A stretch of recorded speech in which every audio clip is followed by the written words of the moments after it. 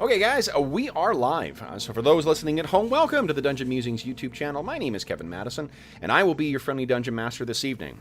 Because you see, tonight, we are carrying on with our ongoing campaign playing Advanced Dungeons & Dragons 2nd Edition. And I think we're getting more and more people who can hold up their copies now, too. Thanks to the very generous patrons on our Patreon and the people putting up with our... Well, I didn't buy yours, Brent, but yeah, it's cool. I'm not going to put mine up anyway. Everyone else getting there. And tonight we're going to be playing, continuing on our, this is session 45 in our ongoing campaign, playing through the classic Night Below campaign written by Carl Sargent. And with me tonight are the stars of the Night Below campaign. I'll go the order I've got you guys on the screen here. Why don't you tell us who you are, who you're playing, and what level are you currently? First up, I have George. Hey, I'm George. I am playing Knox, the Unexpected, who is a human invoker. He's level 3, but he does have enough XP to be level 4. He just needs to train. Nice. Those damn training rules. Who came up with those? Okay, next up is Jeffrey. Hey everybody, I'm Jeff, and I'm playing Calidor. He is a elven fighter thief, and he's currently, but again, just like George, have enough experience for the next level. Nice. Sorry, what levels are he? He's 4. Oh, 4th in both. Yeah, but he Nice. could be 5th in both. Okay. Next up is Arlen. Hi, I'm Arlen. I'm playing Bergour, who is a dwarf fighter and is 5th level. Nice. And next up is the man, the myth, the legend, Jason Hobbs. And hi to everyone listening on the Mr. Hobbs' Gamer Hunt. You didn't have me last, so I didn't think you were going to do that. No, I'm keeping you on your toes here. You got me, man. Hey, I'm Jason Hobbs. I'm playing the Savage Elf Earth Elementalist Elanion of the 4th level. Nice. And next up is Dave. Hey everybody, I'm playing Druin Axebrother. He's a 4th level fighter and especially priest of Clangadin Silverbeard, the Father of Battle, the Lord of Twin Axes, the Giant Killer, the Goblin Bane, the Worm Slayer, and the Rock of Battle. Nice. Blessings of Silverbeard to you all. Outstanding. And last but certainly not least, joining us for the first time in in Heronshire is Brent. Hey, I'm playing Carrick. He is a gray elf, a fighter mage, and I believe Blade Singer would be a kit, right? That's correct, yeah. Awesome. Okay, I'm remembering this stuff. Nice. It's all coming back. And All right, I'm second level in both classes. Nice. So regular viewers from last year will recognize Brent from his time playing Tom the Android in this, and this time he has managed to not name his character anything that rhymes with anyone else's name, and that is a bit of a surprise. Or is it anyone's real life name? So we're doing well, because the last 2 games we played, Brent, right? You had Tom the Android when we had a player named Tom, and then you and Dave had rhyming names in our Star Wars games. So. And they were both random and completely coincidental, but Yep. I know I should have went with that theme. I'm sorry, I wasn't paying enough attention. In last year's gaming marathon, I think you guys had rhyming names as well, too. Yeah, I think that was just to be dicks. But Oh, good to know. I wish there you were luck rhyming tonight. names in the list of names you gave, so we're like, let's take these ones. All right, guys. So we are. Last session was a bit of an eventful one. So what happened where you guys learned some new things? You came up with some new plans. What did you guys do last session on Wednesday? No, hold on, guys. Arlen. Not everyone at once. Just only one can talk at a time. Go. Why should I go? Well, 'cause you got that fancy new microphone. Oh, I've had this. I tell everyone what to do during the game. You just tell me what happened. That seems fair. Oh man, it has been a long time since we've opened with an Arlen original poem too. Never Yeah, I in haven't been this writing game, as I much think. poetry No. recently, but you know, I could get back to it. Nice. Well, you know what? So speaking of, I will say handcrafted things. I want to give a big thank you to Dave too for today. He turned over. This is my chainmail dice bag of titanium chainmail. So this is pretty That's awesome. Yeah, no one's gonna be able to fuck with my dice. I mean, we're all I'm stuck glad in you our said it was homes. a dice bag because I was feeling nervous. All right. It'll double as yeah. Yep, it's the old chainmail cup. Careful, it chafes a bit. So, what happened last time, though? We dealt with the fallout. Sorry, I was laughing at something you said. We finished the ambush, and then we decided what we wanted to do, and we were ambushed ourselves again during camp. And we headed off to do something and ran into another random encounter of something. I'm going to interrupt you right there because it's kind of like we're playing Mad Libs, where we got to fill in all the important stuff of what actually happened. So when we got back to Yeah, there you camp go. from the knoll ambush, where we ambushed the knolls. Yep. That was the first adjective noun, and then so we got back to camp. We settled down for the night. Had some dynamic lighting work while we talked about what was going on and all that sort of stuff. Then there were bugbears who attacked us in the night. Druin beat the shit out of their leader because Druin's a badass. Mm-hmm. And then the rest of them fled because they're a bunch of cowards, apparently. Yep. So then we went looking for their tracks, and we found there's a path that they were taking. So we're following said path to try to find out where like their hideout is or something like that. But along the way, we ran into a strange elf. Yeah. So let's give some context into where you're coming in here, Carrick. So Carrick, this is what you see here is Heronshire and Middenmark. Middenmark's in the north. Heronshire is the southern part here. Our campaign thus far has largely centered around Milborn and Harleton, but our heroes have also spent time in Thurmaster, and that's in time in the Thornwood as well, dealing with a kid who was the new Mire, everyone's favorite. John is getting chills going up his spine when he's thinking about those lampreys again in the new Mire. The thing you need to know, Brent, is basically this is part where we're playing in Greyhawk. So this is part of the Greyhawk setting. Let me move you over here just to show you, because this is a gorgeous map and I never get sick of looking at this sucker. So in the world of Greyhawk, in the Flanace, we are playing in the Yeomanry. So our campaign takes place over here.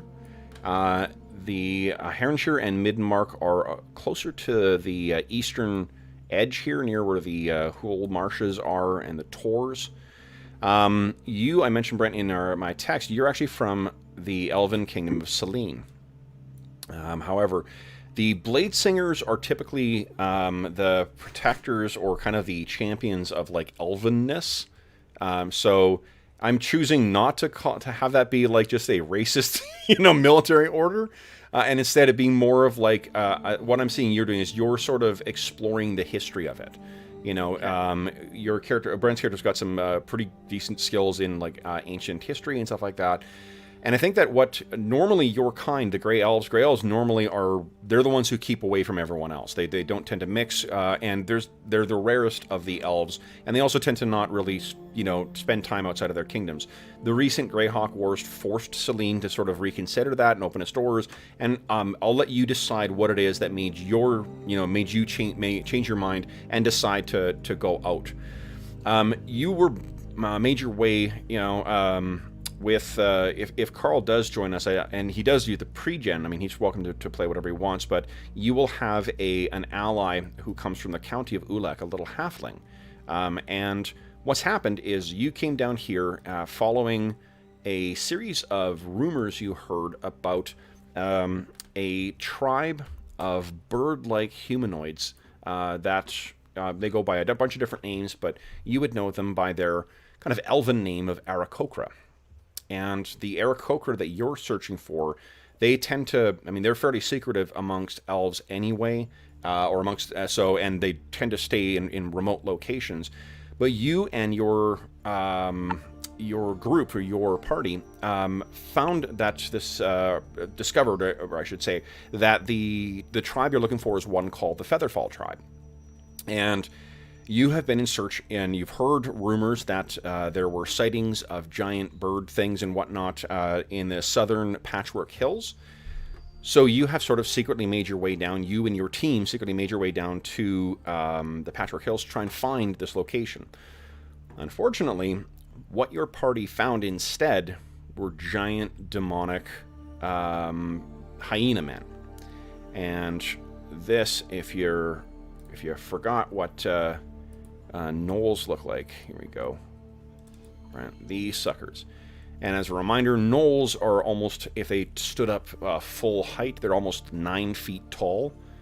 But hunched over, they're about 7 feet tall. So picture these horrible things that not only will take down and kill, they will eat anything and prefer sentience and have a particular taste for the delicacy of elven flesh.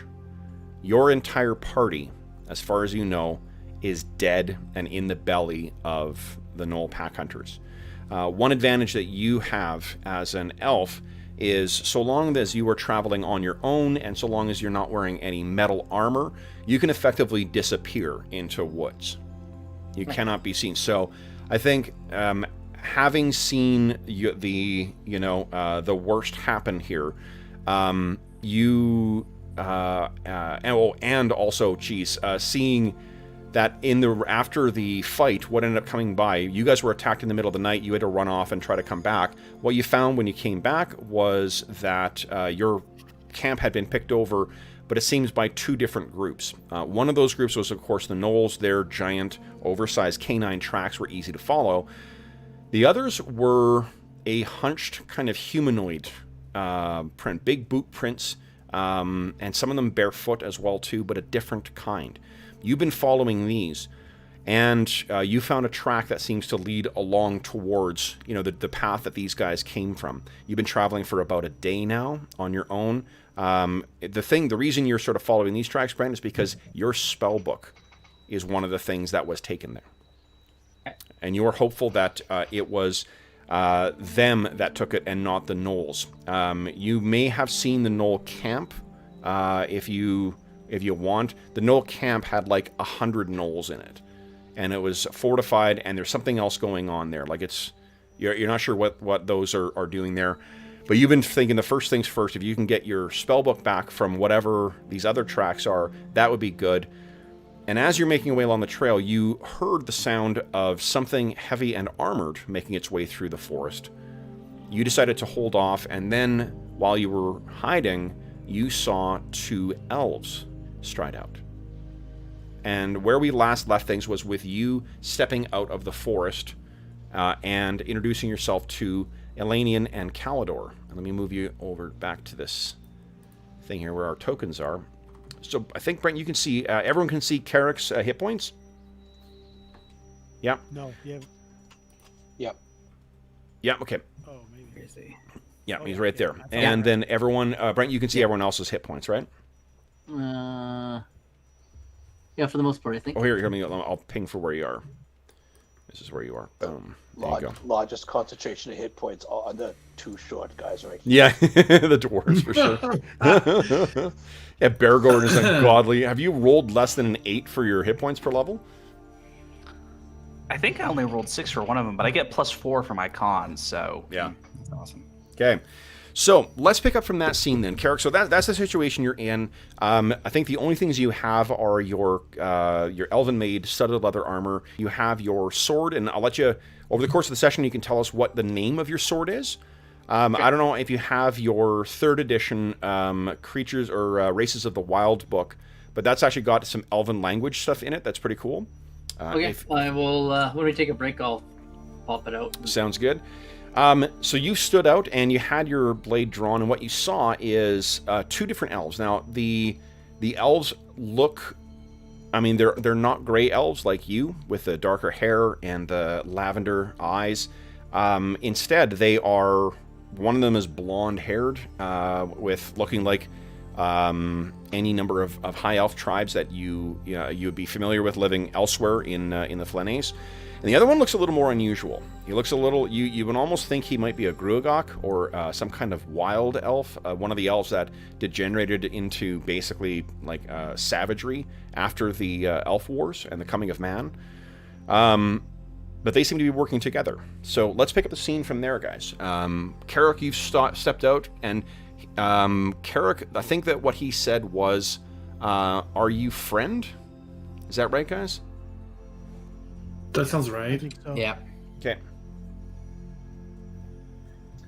Right. So carry on, guys. Does anybody Have else an see elf? this other than Elanion and Calor? No, not yet. Elves are very, very quiet. Yes. And you have two noisy dwarves in front of you, so... That's what I figured. Yeah. Can you please stop rattling those pans? I'm still trying to hear something. So go ahead, guys. Those aren't pens. Those are all my axes. No, I've got your axes. Well, I'm carrying 4. That's, well, All right, so Brent, what did you... or Caldor or Elanion, what do you guys say to each other? We Are are you friends. friend? We are friends. Who goes there? Can you hear me or no? Yeah. Yeah. Yep. Okay, good. Because I changed some cables, so I wasn't sure. Sorry. Okay. I am Carrick. Who are you? Did you step out of the bush, or are you just like a disembodied voice still? You did step out. So, Yeah. as we sort of started talking, I'll step out to the edge of the bush, so I'm in like full view. Yeah. Both of you guys recognize the sword that he's carrying is something really extraordinary. Like, maybe a clan chief might hold something like that. Like, it would be considered a treasure amongst the either of your tribes. Elanion, yours would have a more primitive, thing, but Calidor, for you, for sure. And it's... My name is... Sorry, go ahead, guys. I've got to stop giving fucking background info. Exposition grandma. I know. And then, guys, there's also... Shut up, Madison. I'm Calidor. This is Elanion. What are you doing here in these woods? My party was ambushed and killed by gnolls. And I have been making my way the past day, following tracks. They have my spell book, and it's important to me that I get it back. I was not so you're expecting clear- to come across others in the wilderness. Brent, the tracks that you've been following are not the knoll tracks. It's whatever that Okay. other track, those other kind of tracks are. I've been following tracks, which I think may lead me to my spell book. It appears that, in addition to the gnolls, some other group of humanoids picked over the corpses of my comrades. Well, there are bugbears about? Is that what those were, Kat? That correct. Yeah. Maybe it was them. We're here hunting the gnolls. Did you come from the Great Rock Dale? I did not. I've come from the kingdom of Selene. Very well then. We hunt these bugbears now. Hobbs, you're pretty quiet again. Sorry, bud. I don't know what's... Well, like I said, it just there you shifting some stuff around. No problem. They sound great now. Step up to the mic, Thank Hobbs. you. Thanks, man. What you can join us if you wish. Our companions are behind us. I can show you the tracks that I've been following. Perhaps these are the tracks of bugbears. I'm not certain. I think they're the same ones we've been following. These here. Point them out. Yep. Yeah. Perhaps we should reconvene with the others, Calidor. Let them know that we have found an ally of sorts. Yes, I Not agree. what must. not what we expected. Okay. So, and again, because it's 3 elves, really, like, you guys can basically appear out of the woods without anyone being aware whatsoever. So, what happens next? We Well, that appear was- out of the woods. We appear out of the woods, All right. but 3 elves instead of 2. So Druin and Bergour, you're marching away along, and what seems to happen is you see Calidor and Elanion are suddenly, there, and it seems that there's a third elf with them who isn't Chael. Something I don't know about you elves that you go off into the woods together and come back with another one. Elanion gives him a hard stare. Which of you guys, Druin, are you the one who has weaponsmithing, or is it Bergour? I think Druin has armor. I just have regular smithing. Okay. Give me a smithing or a blacksmithing check, please. I'll give you a bit of a penalty here, Bergour. Blacksmithing. And you can give me an armoring check too there, Druin. Okay. Wow. Okay. So what, Druin, I mean, what you can tell from a glance, this elf who steps out, he's got some very elaborate custom-made armor on. It's studded leather, it's not made of metal or anything like that, so like it would not stand up to, a good dwarven warrior. But you can tell that whatever armor this guy wears is something that is very specially made for this particular person, fitted like a fine suit would be. And Bergour, I think you rolled well enough that the sword that is strapped to this guy's waist or back or wherever you choose to have it there, Brent, it's clearly of elven make, and I think that you can tell as well that it was made by the Grey Elves. And the reason that's worth noting is because the Grey Elves of the elven races, they are the ones who build stuff closest to what dwarves do. They prefer stone and lots of metal. So, that's what your initial impressions when you see this guy step out. What happens next, guys? Elanion will fill the others in what happened, that his the group he was with, keeping it very brief, was destroyed by the gnolls, and he had happened upon these bugbear tracks, and he wishes to aid us. I'll introduce the others. It's worth noting, too, there's really no reason for any elf to be wandering around out here as well, too. It's great that we're all going to sort of hand wave and say, like, oh, there's, it's a new player, we're going to add him to the party, but it is really, really weird that an elf would be, or even an elven party would be out here.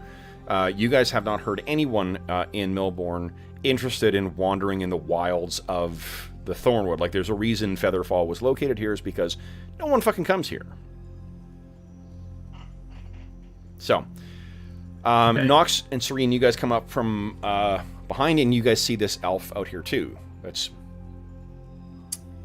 I should mention, Brent, too, the party has recently had a run-in with doppelgangers. Yeah, doppelgangers, exactly. That's true. You said he was a gray elf. Can humans tell the difference between the high elves and gray elves, etc.? Oh yeah, I mean the high elves have lighter hair, and the gray elves have black. So, okay. I speak Sylvan, which I think is the gray elf language. So there's a Sylvan language, there's a wood elf language, there's a high elf language, and yeah, Sylvan is the one that like pixies and sprites and stuff. Right. Okay. I was going to try to say hello. That'd be great in his own language, but I'm smart enough to realize that would be what I would say would be wrong. Yeah. Ba weep, grana weep. But I walk straight up to him and extend my arm and say, "Welcome. We could use another member of our party," because I am just totally reckless. I know that we encountered doppelgangers, and it just doesn't even occur to me. So tell us what Knox looks like. So Knox looks like he's from somewhere to the far south, maybe the Amido jungle, like Monoland, who knows. He's kind of exotic looking. He's got a staff with like feathers and shells and weird stuff on it, and his spell book is all burned up. He clearly is a wizard. He's got a brace of daggers across his chest, and he's currently carrying a staff, and it looks pretty ornate. but it's fully made of wood. So, and he's kind of tall, and he's pretty beefy looking. Yeah. And it's funny, I never even mentioned this, but I was looking over my backstory again, and like I had said that like he did not want to be a wizard. He never wanted to be a wizard, but he came from a long line of wizards, and he kind of was forced into it. So he kind of looks like he should be a fighter, but he's instead dressed as a wizard. That may be why he ran away. Fuck y'all, I'm out of here. Basically. Yeah. Okay. So what happens next, guys? So that's it. just so I This guy appears in the forest and we bring him along. Oh, sorry, Brent. You got silver hair and amber eyes. Oh, I don't know where I got lavender from. Sorry. Wait, That's Druin, probably- are you concerned about this elf? He's changing shape. I don't know, just curious. Yes, finally there's more elves than dwarfs around here. It's very Well, nice. Yeah, maybe you what's- can start staying out of pulling. Maybe you can start pulling your weight in battle too, huh? Just What's the kidding. worst thing that could happen, Druin? You could get webbed and lit on fire. No, that's probably not No, the I- worst. I got that covered. We got that with just Knox and Religo. That's right. Okay. So are you saying he casts spells too? Listen here, Mr. Elf. We got a rule. Don't damage me with your spells. I don't like it, and I'm also the healer. Really, My rule. It's not really our rule. It's more of my rule. But I will do my utmost to avoid causing you injury, sir. sounds good. We're good friends already. This guy's good. We should keep him. Kevin, the elven stuff that we took from Heathertop, what kind of that was before the elves differentiated out as much? Yes. So how similar would it be to the craftsmanship of the gray elven stuff? So this is the thing that distinguished the stuff you found in Heathertop from this stuff is the Heathertop stuff had more of a primordial or a more not rough hewn. It was clearly made with a great deal of care and skill. It's that it has more of a intentionally rough hewn look to it, or naturalistic look.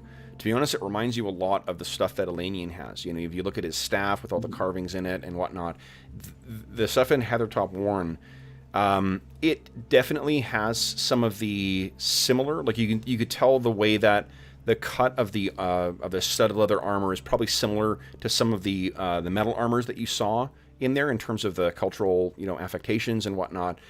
The sword itself, you would guess it's got to be very, very old.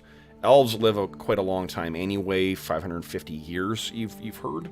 But this thing, if this thing has gone back generations, the only thing that tells you that this is, that it's gotten new is there's new leather wrappings around the hilt of the thing. That's no doubt something that Carrick may have, or the elf may have put on there. I mentioned in the kind of the flavor text or whatever of last session that Carrick seems to move with kind of an unnatural grace as well too, and I think there's probably an element of that you're seeing as well, Bergour, if you're studying him quite carefully. You don't have any history or anything like that, do you? The closest I have is Dwarven runes. Dwarven runes. No, probably that will not help you. Does anyone have ancient history as one of the, apart from Brent or Carrick? I, in fact, do. Would you give me an ancient history roll, please? Will do. Sure. Here we go. Okay. There we go. So it's what you know is that one of the sort of the running characters or archetypes that runs through elven myth is the idea of the warrior mage, and the warrior mage is not what you would it's not like a plate, wearing juggernaut who also can cast fireballs and shit like that. It's a lithe, lightly armored, almost, like dervish style warrior dancer. They're the type of vanguard warrior that you would expect from the elves. Blending a mastery of the arcane and actually for your character, given what you just told us about his history, you may have been like, shit, like these guys are fucking badass. How do I get to be one of these guys? Yeah. Looking at this sword around his waist and the way that he sort of where he's dressed and his reference to having a spell book, he may be one of these legendary blade singers. I have mentioned in the past that I am interested in signs and portents.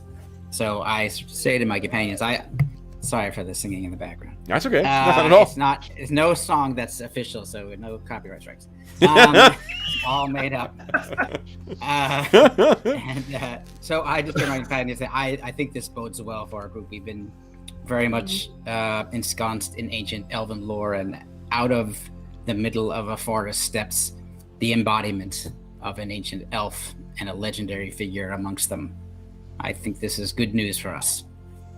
So, Carrick, I mean, you've lost, like, let's say 6 companions, and these are boon traveling companions who shared your goal of, and Brent knows what his character's goal is, and I'll leave it to him to share that if and when he wants to. But they're all dead now. And some of those, I'll let you sort of think of how many of those were actually elves and how many of them shared your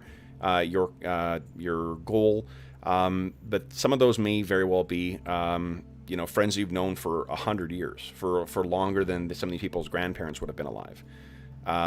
They're dead, consumed by these things. So, where's your head at when having suddenly like gone through that lost scramble to try and find your spell book, and then suddenly come across this motley group in the middle of nowhere? It's as surprising to you to find someone out here too, Brenda, as it is for them. I guess what Carrick's doing right now, he's focused on the present. There'll be time for mourning later. He survived. He assumes the rest of his companions are dead. It's in immediate interest to get his spell book back, and then he can reassess and think about now the other stuff. So his mind's completely focused on the task at hand, and he's avoiding thinking about his anything to do about his past or his companions. It's something he's just gonna shove out of his mind. Sure. And deal with at a later date when he has the time. Okay. So then, guys, what are we doing next? It seems like everyone seems to be tracking. Carrick, you're now aware that it's actually bugbears that you are tracking. And I think you have had, in the course of your 100 years, you've had the opportunity to see bugbears before, and of course this is what a bugbear is. A big 7-foot-tall goblinoid brute. Uncannily quiet, devilishly clever, and notorious ambushers. And I just want to confirm something very quickly with you, Kevin, which is because every spell is sort of a unique instance of that particular spell. Yep. It's not like I can share the spells that Carrick happens to know, allowing him to prepare those spells from my spell book, because they are different instances. Yeah. So what I would allow him to do is, if he would need to cast Read Magic, unfortunately, to be able to make sense of your arcane, because that's how you learn what a new spellbook is. And if he then cast Read Magic and was able to make sense of your spellbook, then what he could do is we'd make a roll to see if he could learn the spell from your spellbook, and then if so, then he could use it to prepare it. Okay, cool. So I'm gonna let Carrick know that that's an option if necessary. I don't know if he has any spells. Yeah, but I'll leave it to you to figure out what you know, sort of where you were. You can have a full spell complement. Pick whatever spells you want. I think you only prep 2 per day. Right. And then Brent just let me know, and I can tell you what spells I have. I don't think he's got. To be honest, I don't think unless he would have prepared Read Magic, and it's very unlikely that he would have. I think he's kind of hooped. It's a great idea, but like you said, I was ambushed, so we weren't expecting combat. So that's. But do you really think one of the 2 spells you would have prepared would have been Read Magic? I have never prepared it this entire time. Yeah, it's 45 Yeah, seconds. unless I had something to read that was magical. So, But once if we take a an overnight break, you could do that. well, except I need my spell book to do that. Yeah. Oh, that's a good point. So actually, That's not going to work then. Enlightenment. It is a great idea, though. It is a really good idea. Wisdom Was is I- my dumb stat. was I involved in the combat, Kevin? I think you were caught so by surprise that like what you had time to do was sort of grab your stuff, and by the time that you were able to actually get involved in the thing, your allies were dead, being consumed, and whatever. And really, all you could do was go scrambling off. Okay. And I'll leave it to you to figure out like why he did, whether that was really out of character or whatever. Like that's. That we'll let you figure out what the sort of the backstory is there and how that ended up happening. But yeah, I'm interested in hearing because that sounds pretty fucking awful. All right. Yeah. So then, guys, do you want to tell Carrick what you guys were doing then? Why are you guys on the trail of these bugbears? Did Carrick ever say what they were actually doing here? Not yet. I think that would be something we would ask before we would just unload everything that we're doing. Yeah. We were traveling. In the middle of the wilderness? In these dangerous hills. It was on our path, and it was best to stay. We decided to stay secluded. We don't Why? often mingle with the other races. Hmm. Which I think is Sounds- true. Yep. Sounds questionable. Yeah, Selene, so you guys would know, Selene is pretty far. I mean, it's not so far away as, like, the Great Kingdom, but it's pretty far away. And it is, the elves among you, you would, Elanion maybe less so, but Caldor, you certainly would have heard of Selene. And Selene is sort of the, it's the, what's that? Not Rivendell. Or is it Rivendell? No, not Rivendell. What's Lothlorien? It's sort of the like, yeesh, like they really do not want you going there, and they're quite happy to tell you in very lethal ways why you should not come to our lands. Okay. Yeah. So you just went for a little walkabout, ended up like 100 weeks away from home.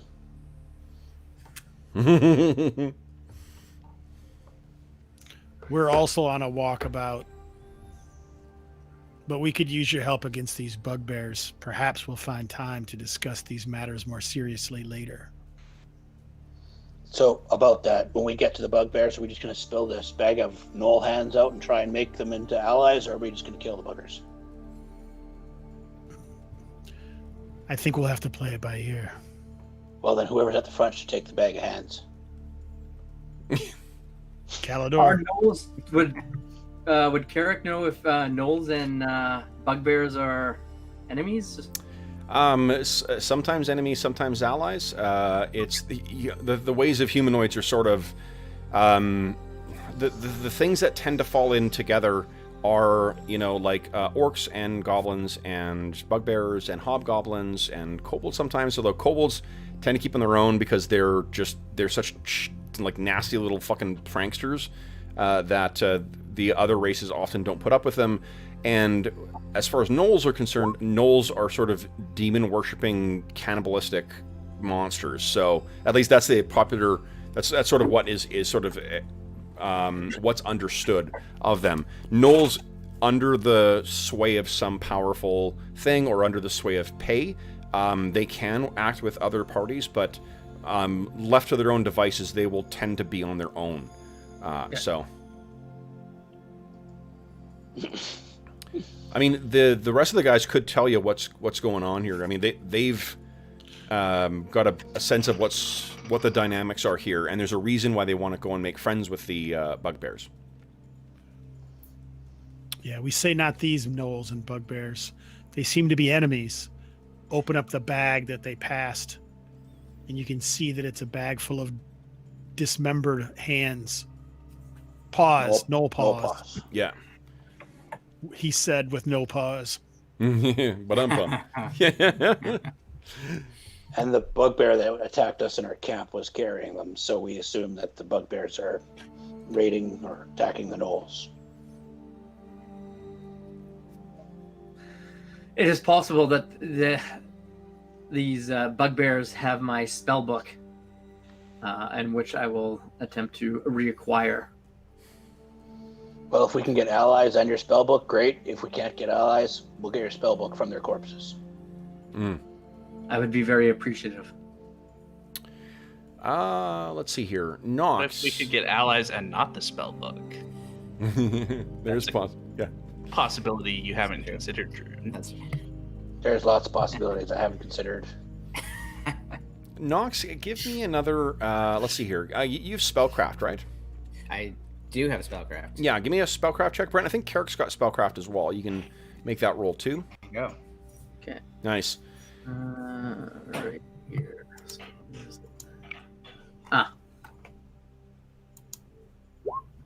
Nice. Okay, so Knox did a little bit better. The way that the thing that you're thinking of is that what's a bugbear doing with a spellbook? Yeah, what I was going to mention earlier, because we didn't talk about it in our recap, is that the bugbear that Druin felled smelled of the fishy oil that Hirilago suffered from, which caused them to be open to suggestion. So perhaps they have been commanded to bring back such items rather than just destroy them. When you guys have found that oily smell on a couple things, right? Yeah, at least I want to say 2 or 3. Didn't we find that something at Heathertop Warren as Yes. well? I think we have four vials of that fishy crap. And you found it in the bugbear's quarters, right? Yeah, And that's then- right. Right. Yeah. There was also another group of creatures that you encountered, or sentients that you encountered, that stank of that same rotten fish smell. The Remember what orcs that- from the woods. Yeah, the orcs from the Thornwood. So there's someone who is trying to manipulate all the various types of denizens of this area into carrying out its bidding. Doesn't mean they're necessarily all working together, but they are working for this individual or group or cabal or whatever it might be. So that is maybe why they look. Hey, wait. Your spellbook's missing? Most of the people that have gone missing in Heronshire are also wizards or adepts or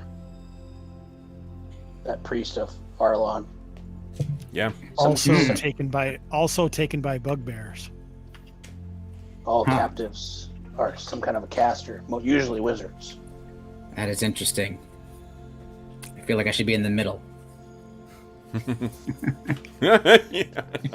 Hide me! You want, I've almost been carted away by dogs, you know. That's right, I forgot about those dogs. Yeah. Yeah, clearly you have not. No, I did not. And my eye taken out. Yeah, that's right. Should mention we use you might find the combat rolls a little more brutal than you're used to, Brent. So Yeah. you do not want to go below 0 hit points.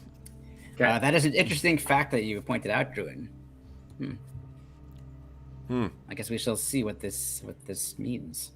But shall we, Elanion? Should we proceed as we were going, or do you want our new companion to travel in front with you, or what makes He can. sense? Okay. Yeah, the three of you, like you guys, as soon as the elves, take 3 steps into the woods, they're fucking gone. You cannot see them whatsoever.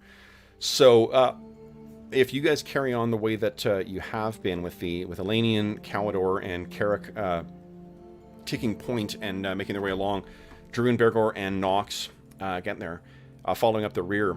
Let me make a couple random Well, and I think counts. we should just, as we're making this sort of a standard operating procedure, perhaps the elves could come up with, because we can't see them, if you have to jump off the road because you've seen something and you want us to stop, maybe you can come up with a call, some kind of call or whistle or something that would alert us to a problem. Yep. And tell us to stop. maybe like a squealing gnome sound. Perfect. Because we know Dorman's not here, so that would be out of place. Yeah. Okay. Just because we could run right past you guys without even being. Oh yeah. Yeah. Okay. So what's that Let's sound going to assume be?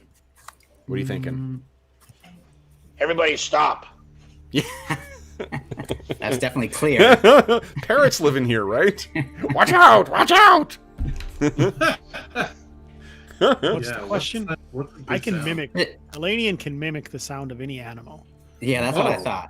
So maybe Well, we there you pick an go. animal. Pick an animal that you think makes the most sense for this area. Snipe. Okay. No, that was a joke.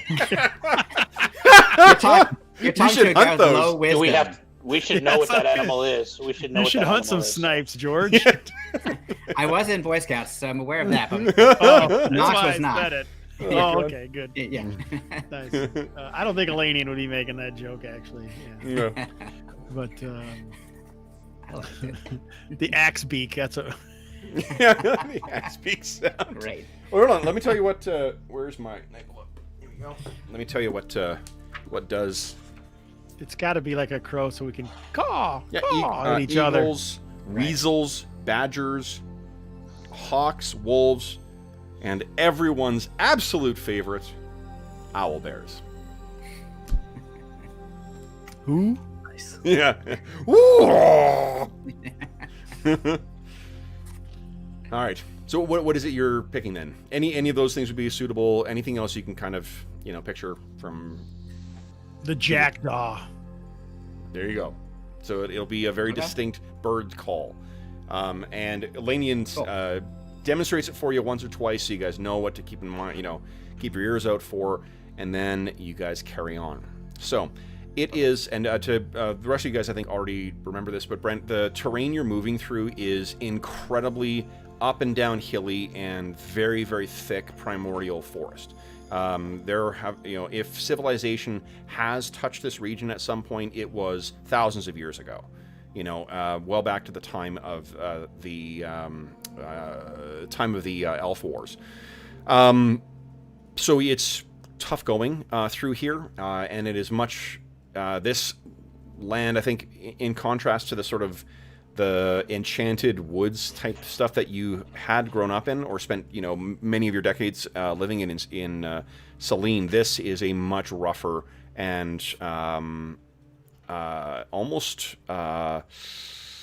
aggressive landscape. So what you guys find, though, is after about another... I was going to roll for random encounter. Everyone's favorite thing.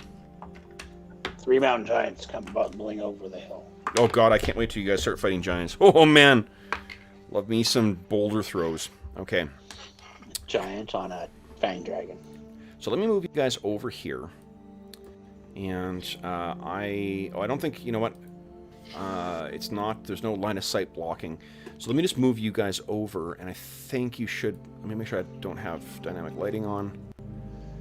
What I'm going to assume is that Elanion, Carrick, and Calidor will see this, will take an opportunity to reconnoiter, because they can remain invisible effectively as long as they're in the woods, and then they will come back and discuss this with you.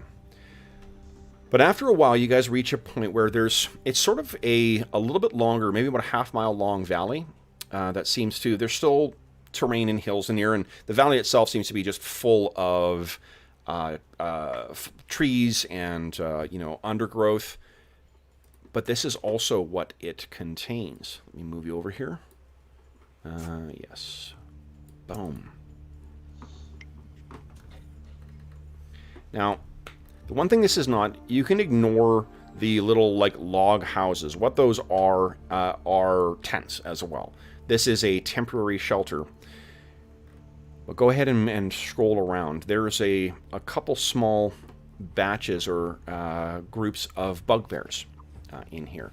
And as a refresher, well, we just looked at bugbears, so I guess I don't need to show you again. Well, we might have really bad memory. Then I'll show you another bugbear. I love this illustration. Anyway, so Yeah. there we go. Somebody joined late. I didn't see the first time. There you go. So that's what you see lurking out there. And these things lope along. They move in an almost comical fashion, but with incredible precision and incredible grace as well. They're, moving along.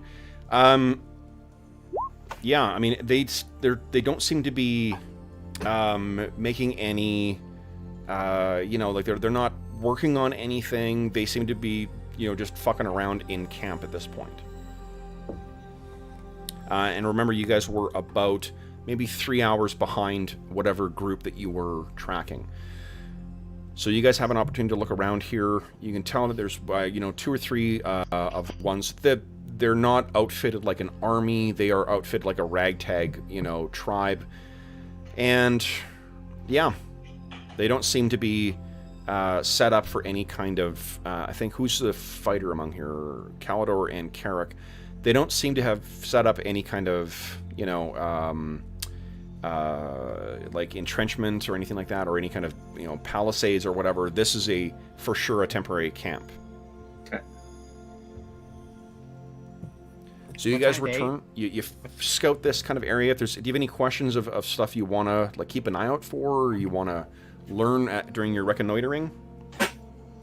Yeah, if I can see anything they may have taken from my group, my spell book, but also anything they might have taken from other members. Unfortunately, no. I mean, they sort of would have gone back and snagged whatever was the leftovers. You're guessing from... You don't see any gnolls in here. So it may very well be... And it's... given how savage and whatnot they are, it's probably unlikely that the gnolls really want your spellbook anyway. They wouldn't necessarily know the value of it. Right. Unless they had one of their very, very rare, sorcerers or whatever with them. So you're not seeing someone kind of turning your book sideways and looking at it. What you can tell is, you see where this one is here? Where there's one bugbear right within there? Let me ping it for you here. Boom, bring you over. Pow. That seems to be a bit of a plunder tent, because there's a couple there's some things that are piled in there. You don't recognize any of the stuff that they have in there, but if you were to guess where your spellbook might be hidden, unless someone is reading it over somewhere, or unless they disposed of it, that may be the place where you would find it. Kev wouldn't do that. He wouldn't have them burn it or something, because they need a kindling. Great. We'll get it back. Here's your cool mage character. You have 2 spells. Enjoy when you cast them. So, although now that I learned that those rhyming names from the gaming marathon last year were intentional. Well, that's why he could have called his character. They're on the Mason. list and they rhyme. Revenge is a dish best served a year and a half afterwards. This character you could quickly change character to Mason Hobbs. So, anything else, you guys? Elanion, Calidor, or Carrick? Do you have any other questions about what you're seeing here? The elevated. Oh, go ahead, Hobbs. You can't ask us and then start talking. Sorry. Do any of them seem like leaders? Yeah, you can guess the guys who are the different colored tokens there. I can actually put little red dots on them if that's easier to see. No, I see them. Yeah, that dude there. That's what we were attacked by, right? Something very similar. Time. Yeah. They're carrying big halberds or some kind of polearm type weapon. Here's another one over here. And again, just like the Gnoll camp, you can picture that this is in flux. People are moving around and whatnot. It does seem to be exclusively bugbears, though. Sometimes you find that they bully themselves into a position of power with goblins or hobgoblins. It seems as if a lot of the goblins, if there were goblins here, maybe they all made their way to Heathertop Warren and now rest in shallow graves there, dead by your swords. But yeah. Any other questions, guys? We don't see any human corpses or anything like that anywhere. Nothing. No, nothing like that. Nor any prisoner gnolls or anything. No prisoner gnolls. No, certainly not. Although, I mean, past experience or rumors of bugbears. Like, bugbears are probably seen as like goblins are sort of seen as an annoyance because they come in big numbers sometimes and they can be dangerous, certainly, but they're so stupid often that you can hear them coming, right? Hobgoblins, they're a little scarier because they're a little more organized, but also they tend to fight in a traditional manner. Bugbears are so big and scary and silent that they're really the ones that, of the sort of the local humanoid tribes, you'll hear when orcs are coming. You'll hear when hobgoblins are coming. Bugbears could sneak into your home and take your kids and you wouldn't know, until you went in the morning and found their cold and empty beds. Bugbears are, they're no joke. All right, let's go back and let the others know that we've got a bugbear camp of 25 to 30, and it seems like they plan on staying here a while. They've even maybe built some of their own buildings. Is that accurate? No, those are just tents, but they are like, they're closer to like a yurt than just a tent. These are something that it will take them the better part of a day to tear down and transport if they're planning to do that. Why don't, let's hear, I know Elanion's got tracking. Does Calidor or Carrick have tracking as well? Yes. Yeah, go ahead. Calidor has so tracking. you guys can choose to each make a roll, or you can choose just one of you guys. Just remember, if someone rolls a nat 20, it's a fail for everybody. Let's all roll. Come on. I don't have track. Okay. That's how we roll.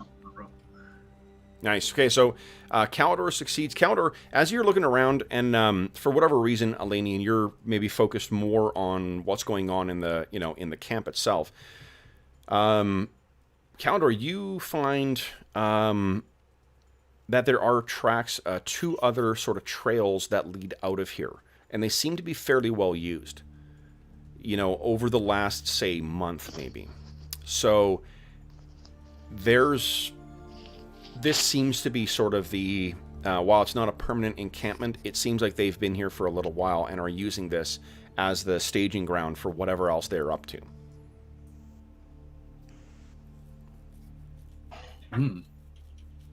Okay. Another thing to bear in mind, too, what was the thing that you found that the goblins did in abundance, apart from shoot you guys with arrows? Starts with a T. Traps. Yeah, traps. Yeah. Bugbears, like their smaller cousins, are also known to make devilish use, or a use of devilishly clever and lethal traps. You guys have been keeping a respectable distance as you've been making your way around doing that as well, I'm picturing. But if it's just something you will want to bear in mind when you make your decision as to how to make your way in here. I'm not sure if you plan on sneaking in or planning just going in and following through with plan A, which was to talk to these guys. So if Neither. Calidor, Elanion, or Carrick, if you have no other questions, why don't we pick up with you guys returning to where you left Knox, Bergour, Druin, and Serene. That's what we'll do. Okay. We'll relay the numbers and see if anyone has any thoughts. Sure. I'll leave you guys on this screen here just so you can kind of talk about what your options are, because one of you would have been able to sort of sketch out what what you saw here. So what are you thinking, guys? I mean, it seems like a direct assault would probably not go well for us. Many in number. Mm-hmm. Agreed. And I like the idea of parlaying. We may have to run, but it may benefit us. I think it may be the better option. What do you think, Elanion? Okay. Well, that was always my intention, but there were those of us who didn't really want to attempt to ally us with the bugbears. But I think that's why we left them back at camp. That's right. What type of party would be best to send ahead to try to have some kind of non-violent conversation. Well, I chopped up their leader, so I'm probably out. The other thing that either Serene can tell you guys, or you just know from past experience with these things, they respect strength as well too. If you do intend, That's right. these are very, very violent. They have a power oriented kind of social structure. They're not as stupid and bullying, I guess, is what or at least blatantly bullying is what the goblins are, but it's a fairly similar kind of structure. So, And when you say strength, do you mean like physical strength, or do you mean like strength in numbers? I think it's power is what they respect, in the sense of like, are you a threat? Yes, it's going to be a power calculus of like, okay, what's going to be more advantageous? If two of you guys show up with anything of value, but you look like they could roll you, that's probably the route they would take. Whereas if they think like, okay, we need to give some thought to this, these are as well too. Just as a refresher, they're they're not as horrific as the gnolls in the sense that they'll eat you while you're alive, but they're fucking child thieves. They're murderers, they're assassins. Like, these are definitely not nice, things, and it's a might makes right kind of thing. So that's the bed that you're getting into to enter negotiations. You'll want to prepare accordingly for that. And if I remember correctly, at least one of them had spoken common at some point. Was that Yes. right? Yeah. Yep. Well, then it seems like from what we know, we probably should all go in force together. Yeah, I So- say Calidor and the Druin and Bergour maybe lead, and then we'll show a strength of wizardry, maybe with cantrips or something, following up. I think that sounds like a great idea. Carrick looks Okay. pretty fighty. He can come up with the three of us. Calidor, you might want to put your chainmail back on. It hasn't come off since. Nice. Oh, you had to if you were going to move silently with the rest of the elves. Yeah, no, I lost him. Oh, what was that, Jeff? We lost you from. He's froze. Oh, he's frozen. Sorry, you're back? Oh, are you guys? Is he breaking up for you guys as well? I don't Yeah, know. Let's see here. Yeah. Jeff, you he's back breaking now? up so much. I don't hear him at all. That's right. Wowzy. What do you say? I was just busy putting my armor back on. Oh, there you go. Oh, Yeah. It does take a lot of concentration. Yeah. All right. So yes, your armor is definitely back on now. And all right. So let's see here. Let me. Which way do you want to come in, guys? I could take that bag of hands if you want. Did it seem like Yeah, it to be a sure. good strategic entry point to this camp when you looked at it? You guys can feel free to scroll through here. You should all be able to see the whole map. You guys can make your decision. There's the path, that you're marking there, Elanion, and the day that you're pinging. That is that's the way that the path, the path you've been following goes. There's also one down in the south, to the west, and then southwest, and then the northwest as well, or east. Sorry, northeast, southeast. I like this one because it has one of the leaders in it, and then this looks like a hangout area, kind of, Agreed. Yeah. There's another without leader down having here. like a building. Yeah. There's no leader here. Now, There Calidor, is up here. what is your find traps chance? Is it still 15%, or has it gone up? Find traps is 25%. Holy shit! Uh-huh. Yep. Got you guys Maybe covered. Carrick should lead. Carrick should lead the way in. Joke. The guy with 13 hit points. You got this. Okay. Now, Brian, you've got a very kind of contingent AC as well too, depending on what you're wielding and what you're facing. Yes, I noticed. I'm like, I will fight in a certain way to maximize my chances of survival right now. Good. All right, guys. So let me move you over here. Let me get the old potty here, and I'll let you guys rearrange. Now, do you want Serene to come in with you, or does she want her to keep watch from the woods? She can come in, or the merrier. Okay. So before we try anything particularly silly, With this group, come on. My special elven helmet, I have a thing to cast charm to get someone to follow me into battle. How does that work? Like, So- could I point at a head one and say, you're going to follow me, and get them all to follow the alpha? I'm guessing that's not the way it would work. No, you would. Just because you charmed one of them, it would not convince them that they're all on your side. Yeah, but the alpha might convince some of them. But the alpha is going to fight with you. He does not have an obligation to ask anyone else to fight with him. Yeah. So does that answer your question? No, but what I'm wondering is specifically what the process of casting and all that sort of stuff. That is going to be just like you're using a magic item. So it would be, hold on here, the action or the casting, not casting time, but the weapon speed for that.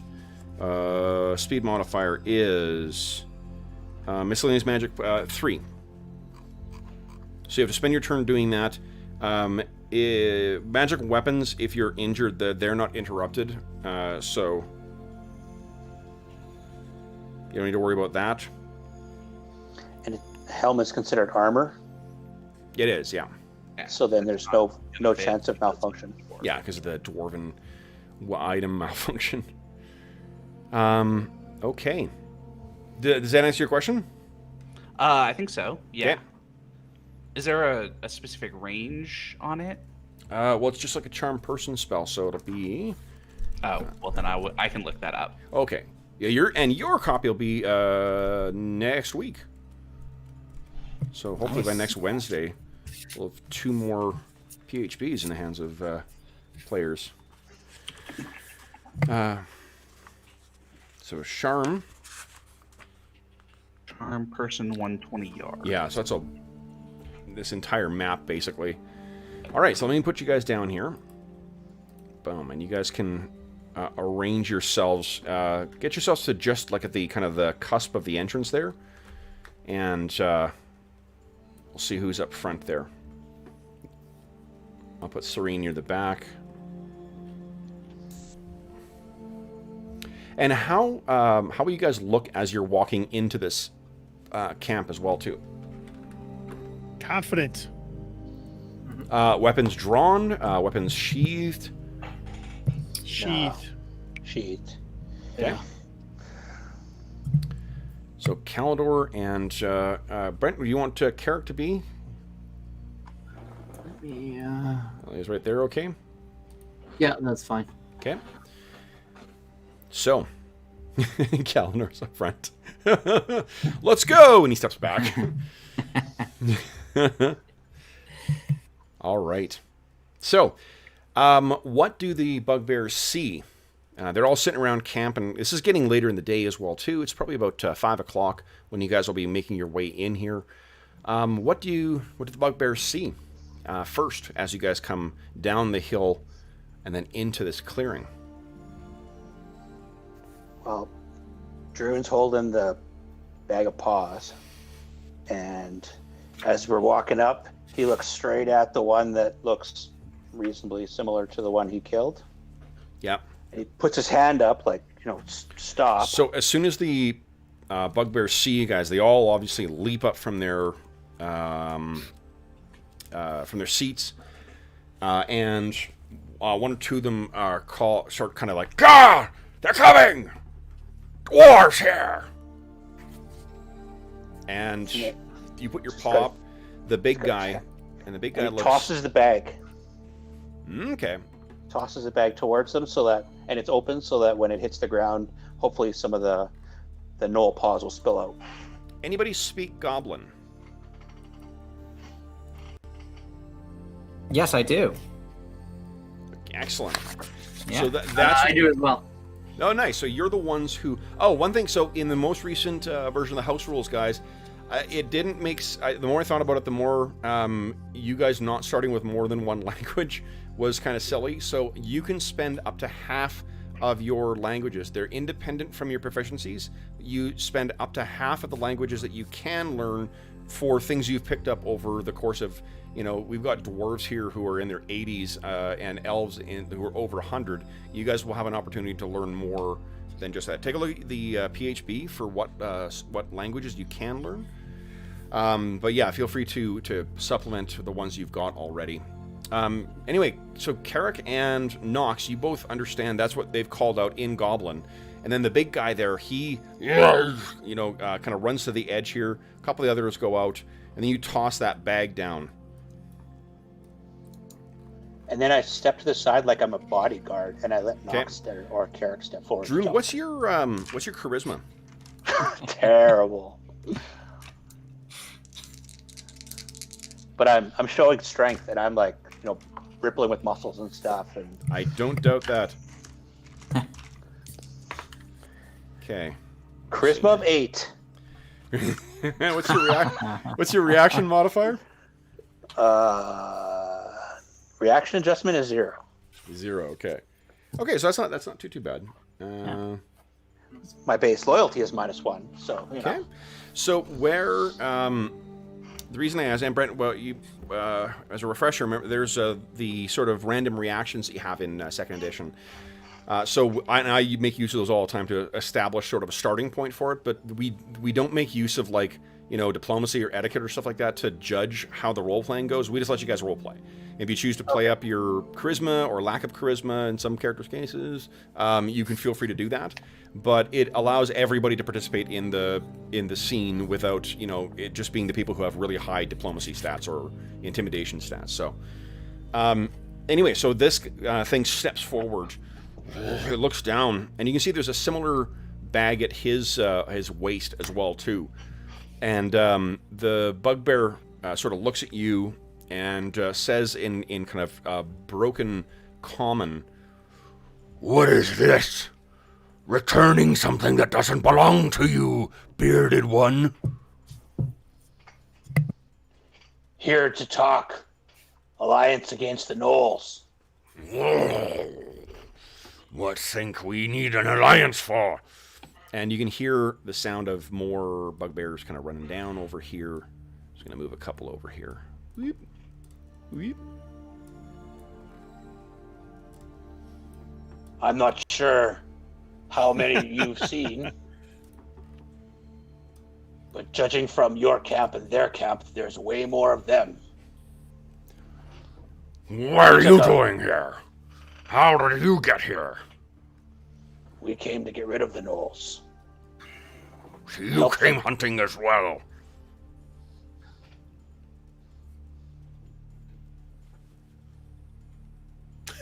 Go ahead, Yes. Max. You can talk. Yeah. Jump up there. That's what- Jump up there. Get in there. When I hear the lack of response, I do step up and I don't know what's going on here.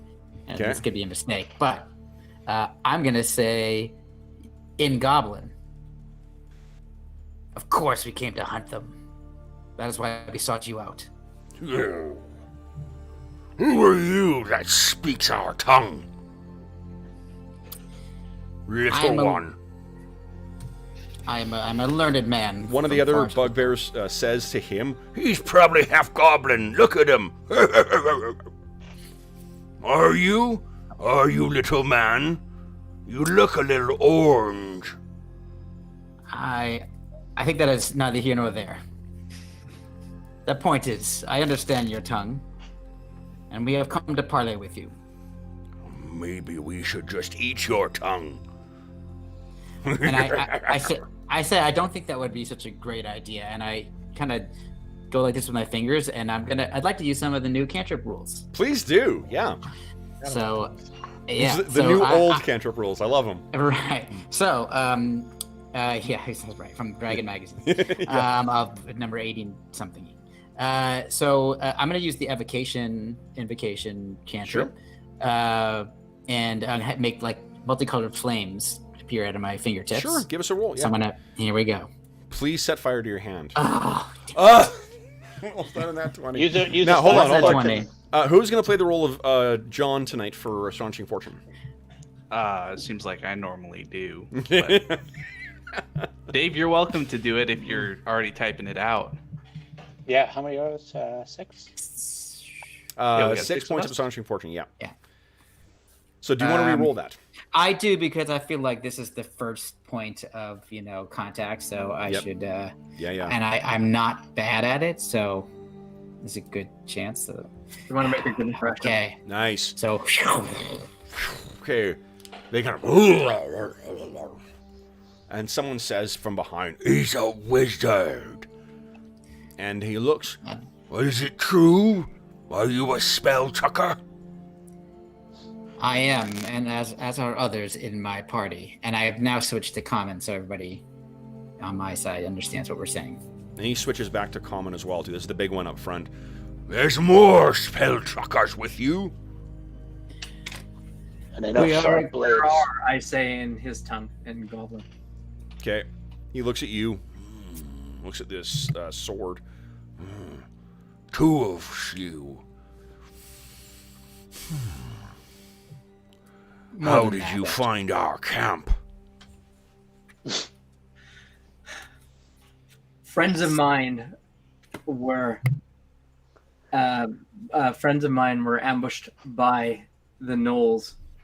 They slaughtered my companions. Because you're... And you hear someone shout from the back, Because he's an elf, they're weak. There were 2 sets of tracks leaving the remains of my friends.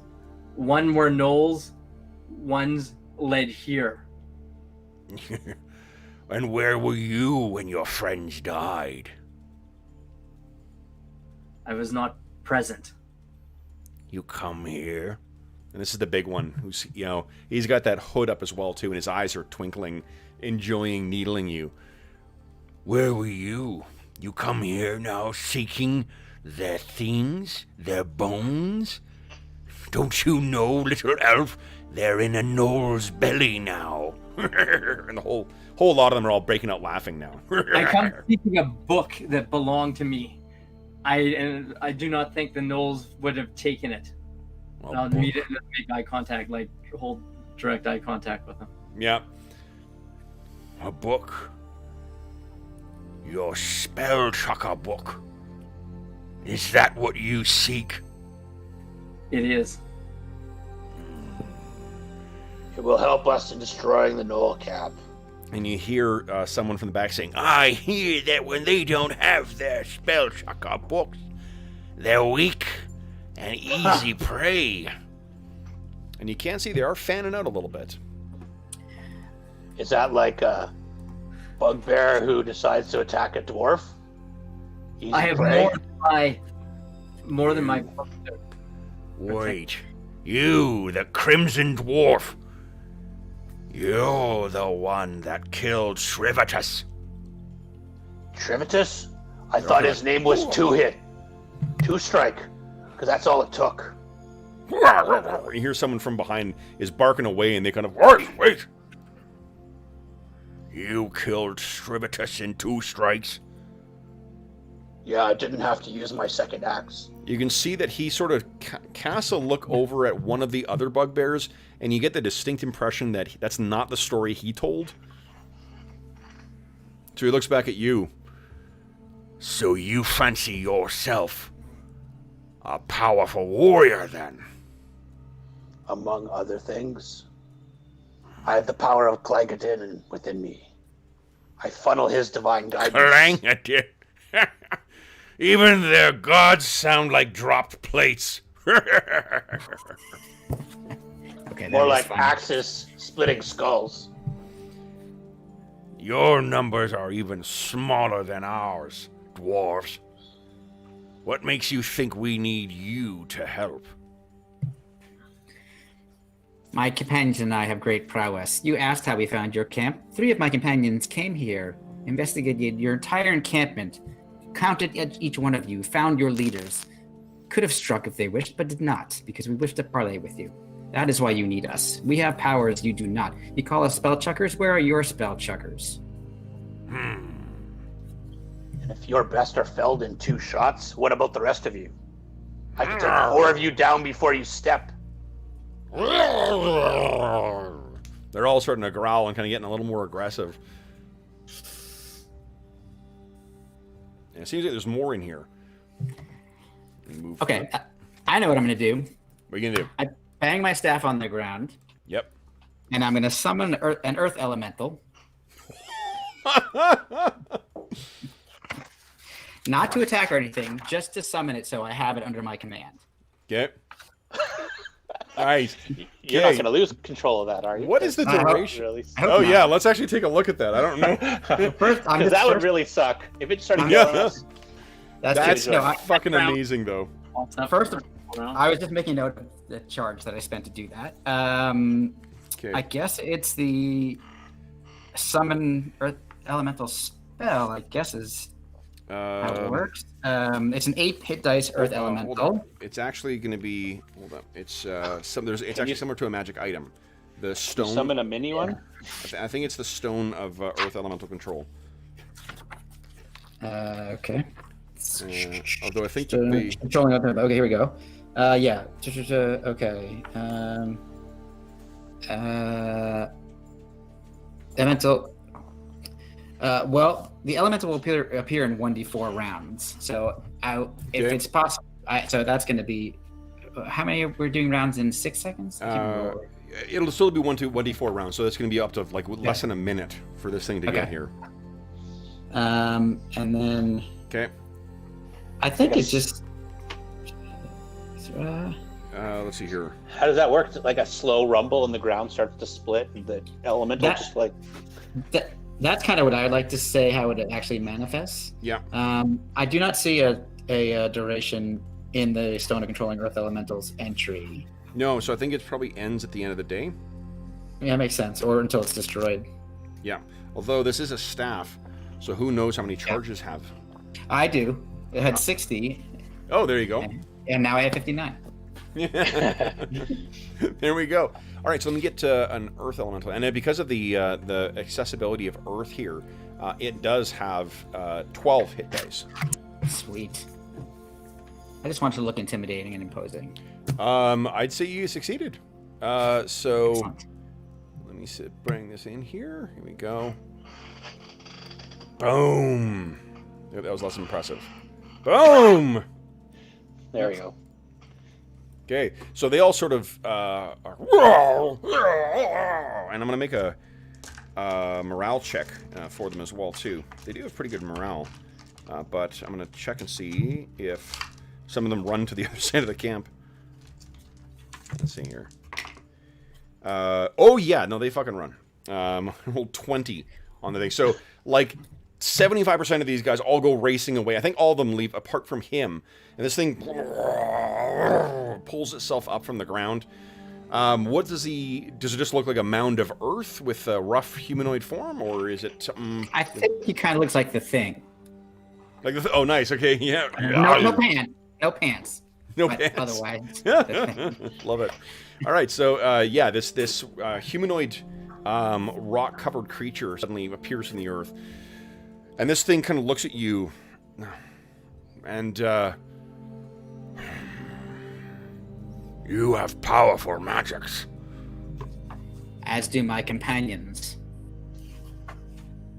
This is why we think an alliance would be beneficial to both our parties.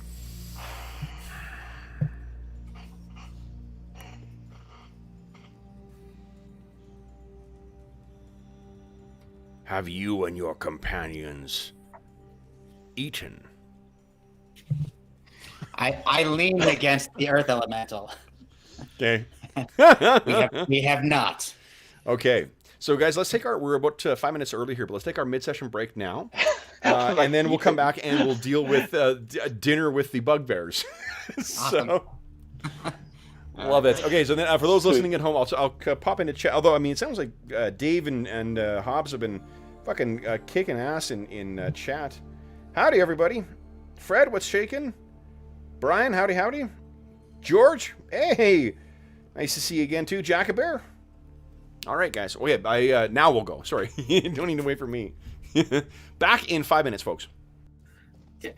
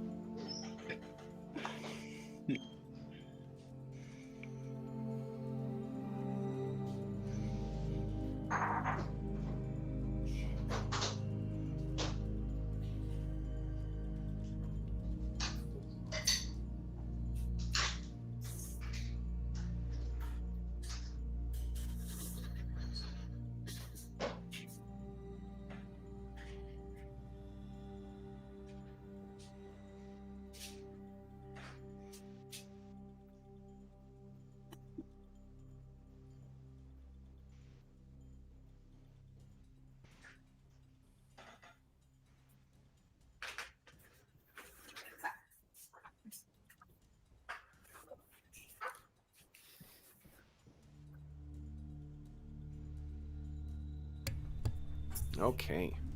And that thunderstorm kind of came and went. Jeez. It's here, and it's fucking blue skies out again now. So 2 hours, and it's gone. All right. Let's move you guys in for... Let's see here. Space to have chow with the bugbears. Probably not far away from where we are right now, I think. Let's, actually, let's do it in the clearing over here. All right. I'm going to quickly look at, for Gold and Glory and see if there's any errata on that item, and then I'll take a look at the Magic Item Companion. See if we get a sense of how long they last. Okay, where is it? Probably in here. Let's see here. Statue stone, here we go. played around a little bit with my second dice bag. Let's Added see. some color to the top. Oh, cool. See the blue Yeah. top and some blue lines and stuff. Something different. The colors aren't very bright though. This is anodized titanium. This aluminum I'm going to get for the future bags is going to be a little brighter. Cool. Well, mine is, I love it. It is pretty cool. Yours and mine will probably be the last of the indestructible dice bags. Nice. Okay, here we go. And maybe the last of the forearm cramps too.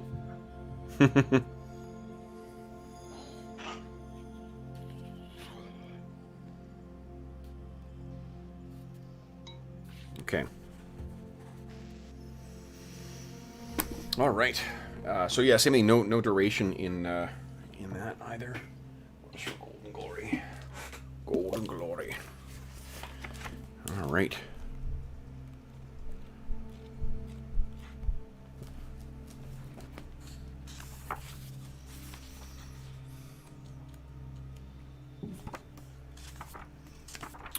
See, we're still waiting for Brent. Still waiting for George. Yeah, 5 minutes before dinner with the bugbears. Gotta love it. Okay.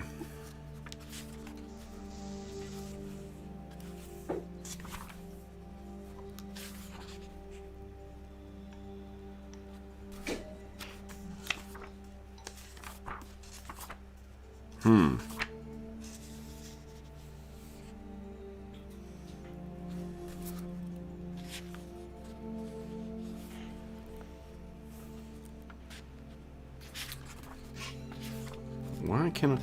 It's weird. I just found the two... There we go. Stone horse. It's a sphere. God dang, where is it?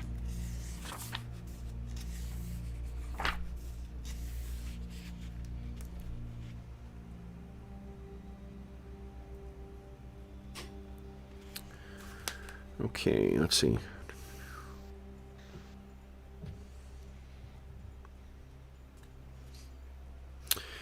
Okay.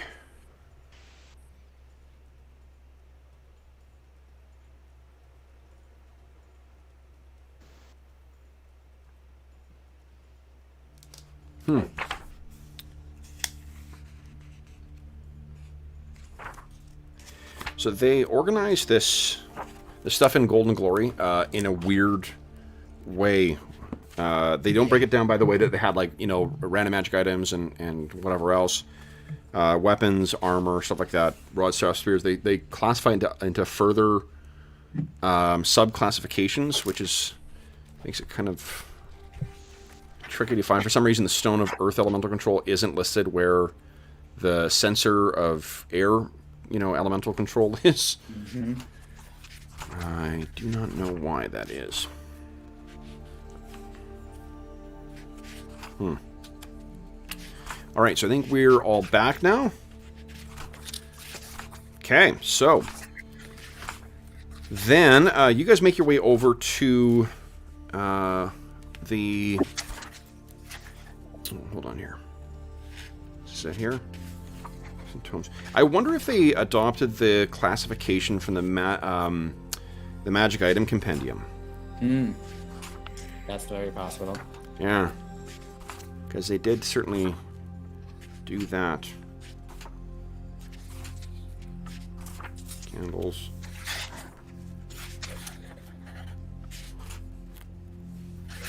Aha, here we go.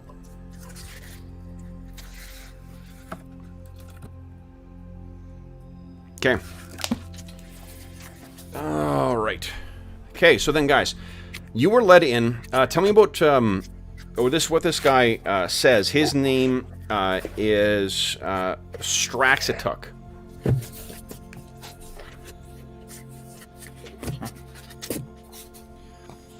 And what he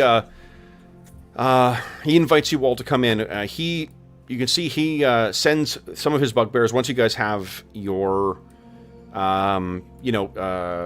the bugbears recover from the shock of seeing this earth elemental summoned, they all kind of come back, and Straxitus introduces you to or presents you to their chieftain, whose name is Bagaby. I'll put those names in here. Great. Because it's D&D names, right? Yeah.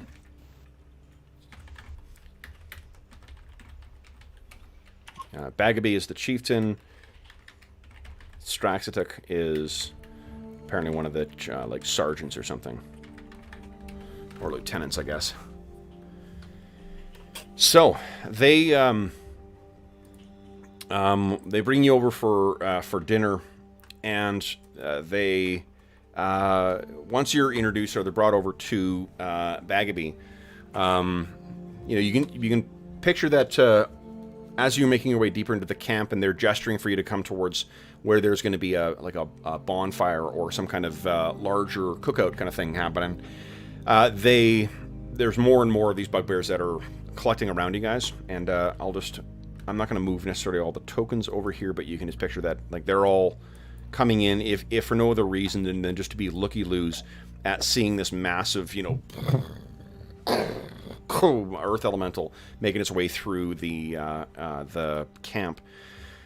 Once you guys are sort of, there's like cut stumps or logs that are set up as sort of places to sit. They're probably all too big for you guys because they're scaled for a 7-foot tall bugbear as opposed to you guys. And I was reminded when I was looking at the complete book of elves that elves in D&D are small. So you do have, I think with a handy, use of your axe, Druin, you could quite easily, make yourself appropriate sized and the rest of the party appropriate sized stumps to sit on. But that's sort of where they're, getting you to, or gesturing for you to go around to drink, or to take your seats. What they explain to you is that they want to hear what your plan is. What do you propose here? You clearly have sought them out. They want to hear what your idea is. So, with you guys all, there, and if you ask about like your spellbookers or whatnot, Carrick, they say that they want, Bagaby is going to be the one who speaks to you about that. Okay. So you see another one of these. Terrorhound. They have a dog. Yeah, So- run. what do you call it? One of these larger bugbears, and he looks even bigger and bruisier than the guy in the hood that you saw before. He comes over and he's got a couple vicious like claw marks that go across his forehead that look like they're white, and they're old, healed scars that have left discolored skin. He walks up towards you guys. He's wielding, it looks like it's some kind of like, big hammer of some kind that has been strapped to a really long, pole. So it's going to be sort of a lucerne hammer, but like scaled up. If you put a human-sized maul on the end of a big pole, that's what he's carrying. So he steps forward, and this is Bagaby, and he looks at the giant earth elemental next to Knox, and he says in common, I hear that you have a proposal for us.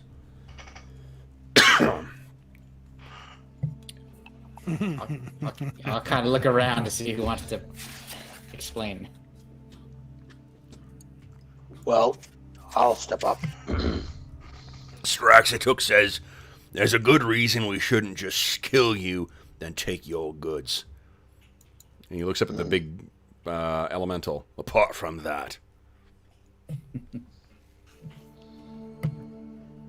You could try, but that wouldn't get you anywhere. So we were going to do it on our own, but then we stumbled across your guys in the woods, and they attacked us. Unfortunately, they had to die. And then... I hear tell you attack them first. Sorry?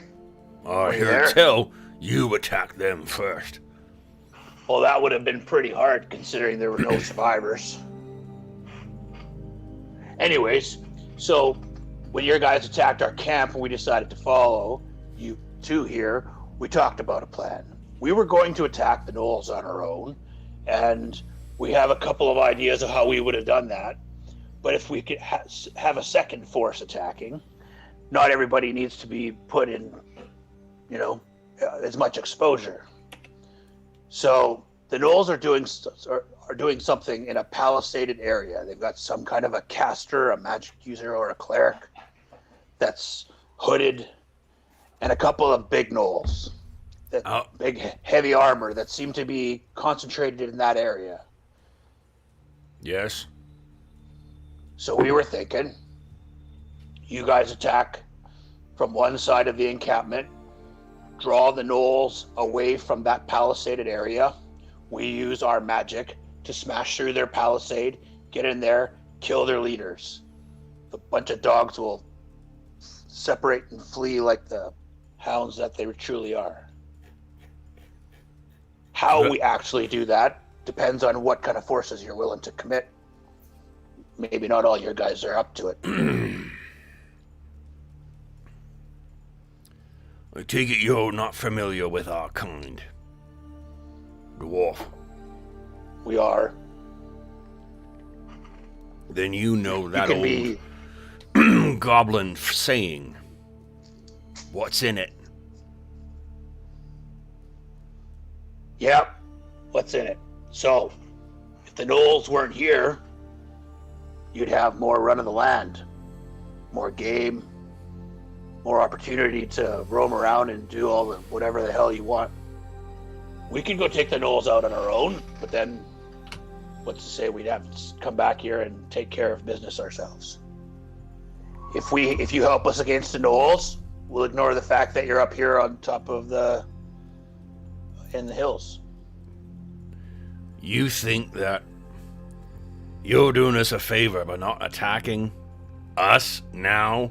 They're all kind of laughing. You're not fooling anyone, dwarf. If you could attack the gnolls' camp on your own, you would have done it by now, wouldn't you? No. We could have. But we're trying to minimize exposure. We took one of their scouting parties out the other day, hardly a scratch. I'm sure you've seen where they collect their water. You could send a scout out if you want. Be back in, 2 hours? We've been watching this for longer than you've been around. Didn't you show up yesterday? What brings you here anyway? Why are you out here? Eh? What's in it for you? We're here to help the Aarakocra, the birds, in the cliff. Is that why them gnolls are here? We're not sure why the gnolls are here, damn it. Do you think they'd set up such a palisaded wall and have such a big encampment if they just wanted to hunt some birds? That makes no sense. Nope. They gotta be killing your food sources. You might be ugly, but you're thinking like a bugbear. I hate to admit it, but I faced your kind enough to know exactly what you're saying, and it's true. Now, if I had 50 dwarves, I'd just storm through their entire camp and slaughter the hell out of all of them. But I don't have 50 dwarves. I got some of these guys. More than one of these is capable of doing powerful magic. And most of these people that I travel with are fantastic warriors.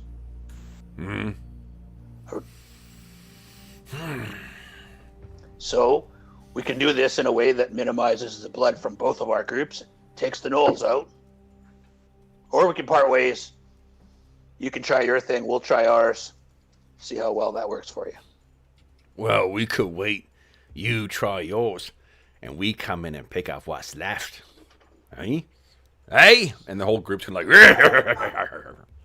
But if we are successful, and the gnolls take off, what's to stop us from turning around and coming back on you? Let's see.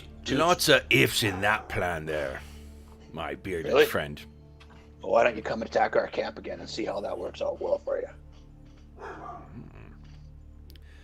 You the It'd be one less then. wasteful of either of our resources if we combine our attacks.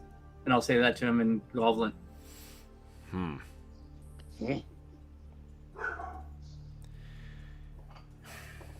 To you down Stribitus. Indeed. He was a tough old bugbear. Yeah, he hit pretty hard. Didn't take much, though.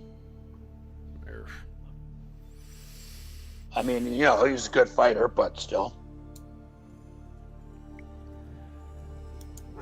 He gestures to one of the bugbears, and some of the bugbears comes back from that plunder tent, and they're carrying some kind of big, like, jug or of some kind.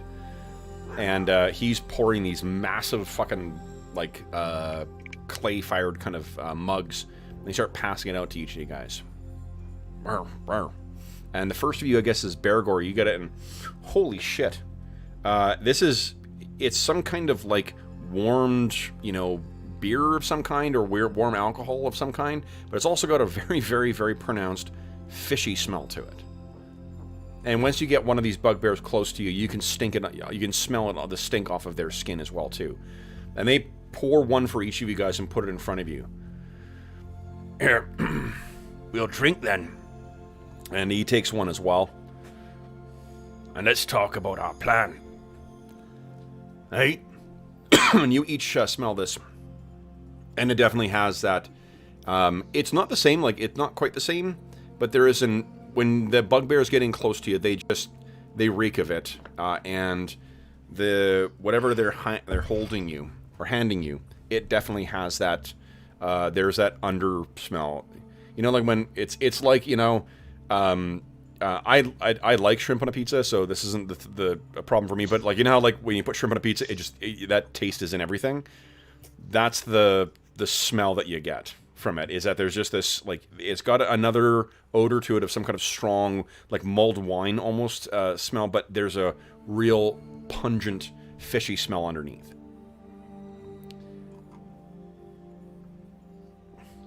I thought your dwarves had cast iron stomachs.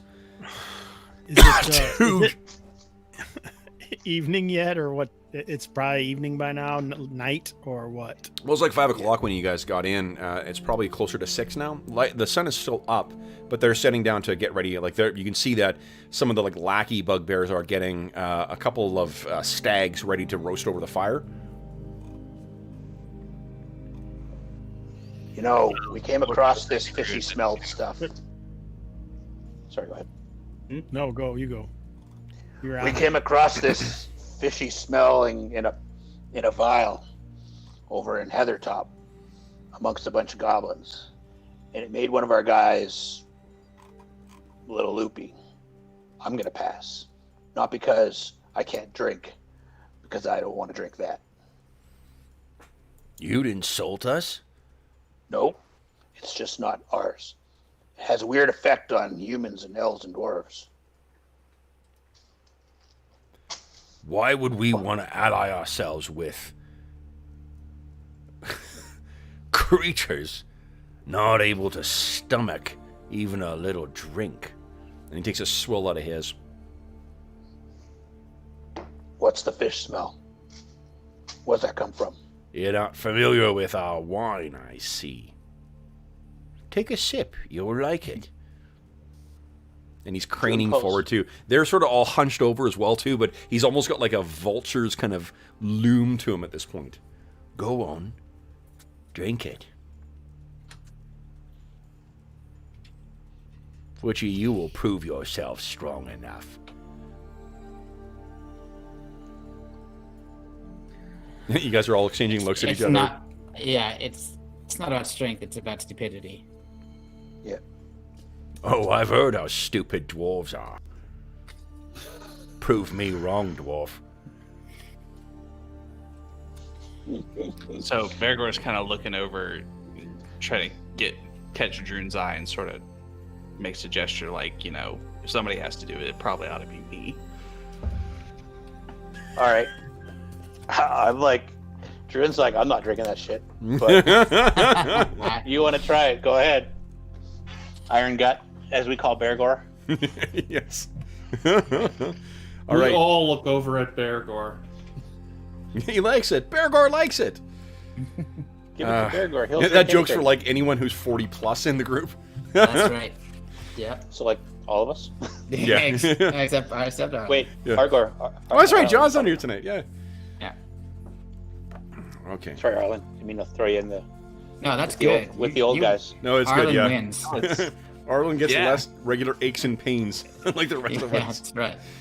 Oh, Doesn't God. hurt himself getting out of bed. Yeah, exactly.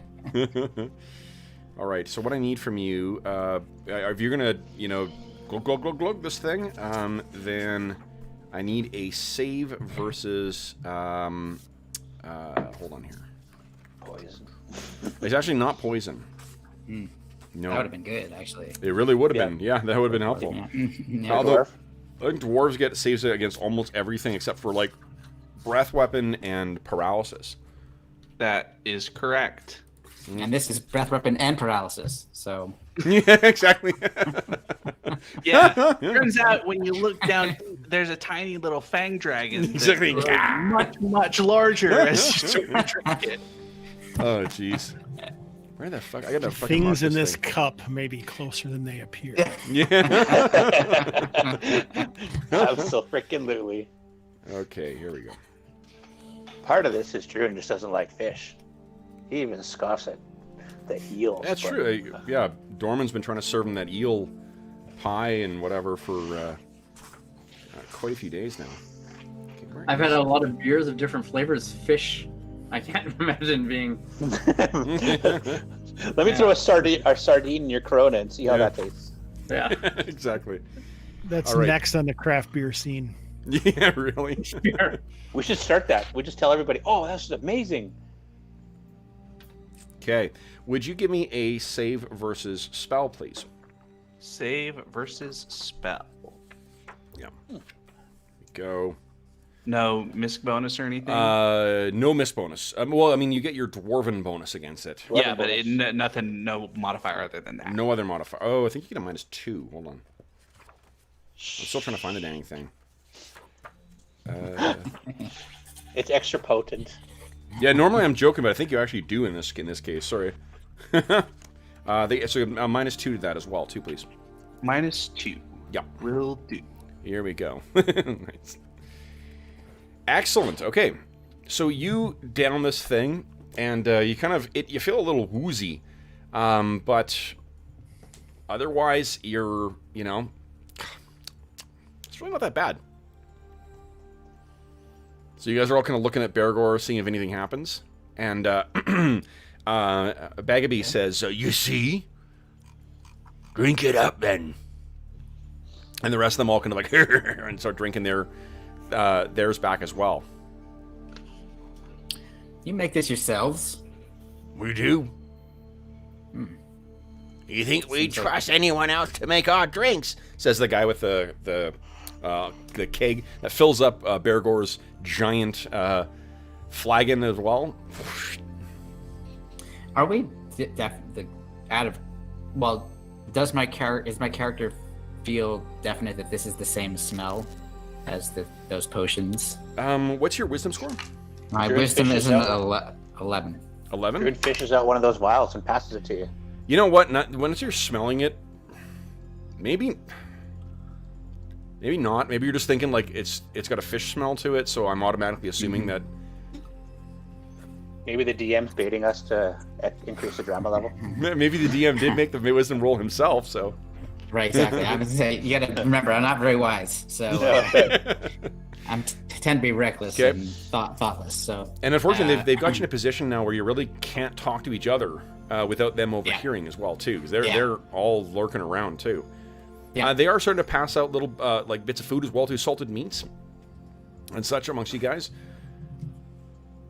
I'll eat that. I'll eat the salted meats. Okay. He's not letting it go. He's saying like, "Come on." Oh god, I guess I'll drink it. Okay. Give me a save versus spell, please, Calidor. -2. I know it's your favorite, Jeff. This is not breath weapon this time. Versus spell -2. Eesh. Okay. Oh, you feel a little, pretty woozy as well too. But there's no obvious effect from what's happened here, apart from the DM surreptitiously writing something down. Right. Nothing happens that we're aware of. Nothing that happens that you're aware of, apart from the DM taking a minor action to twirl his mustache. All right. So Calidor and Bergour have both taken a sip of it. He's looking at the rest of you guys. Well, I don't just listen to anybody who shoves a beverage in front of my face. And I don't know you well enough to accept a drink from you. After we have fought together in battle, then I will drink with you. Druin's like, What the hell am I want a right? fist fight instead? Anyone have Druin's anything like, else? want a fist fight? Just for fun. Baggaby looks around and says, looks over at one or two of the bugbears, and they kind of like, yeah, they'll definitely wrestle with you.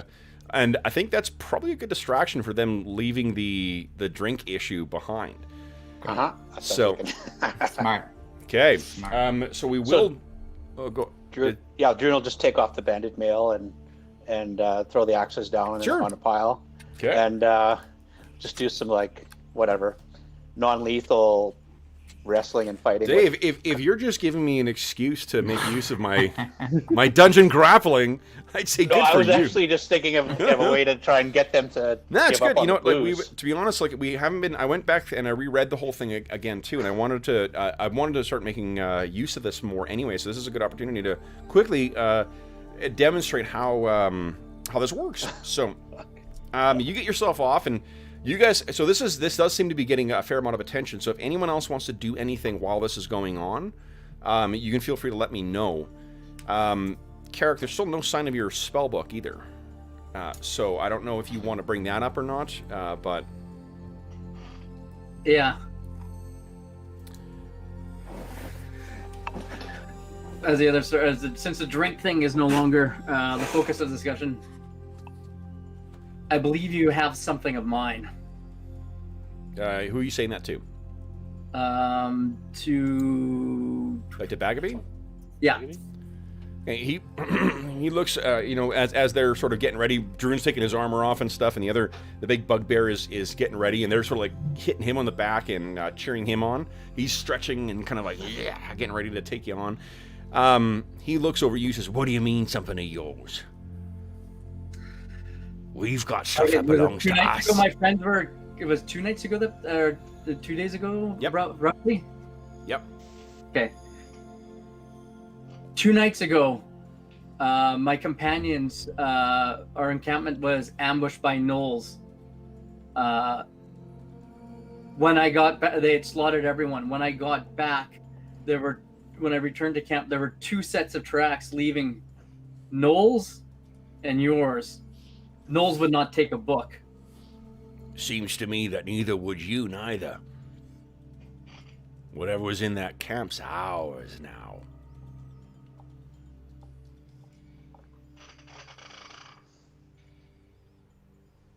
Might have to fight for the book. The book will be useful in defeating the gnolls. If you're so careless as to lose your spell chucker book, why's we gotta give it back to you? Now, if you's willing to trade, say, for that fancy sword of yours, small though it may be, it looks pretty sharp. I'd trade that for a book and call it a good trade. I laugh. That is not a good trade. That's not a trade at all. Maybe if you get some bounty from your booty from that Knoll's camp, you'd have something to trade for. Elsewise, you're just a pauper who's begging. And we don't take to beggars. he turns back and he starts chanting at the big guy to try and take you on. So Druin, let's clear a little space here for you guys to get this on here. And the guy, let's see here, who you're facing. Zrigaz.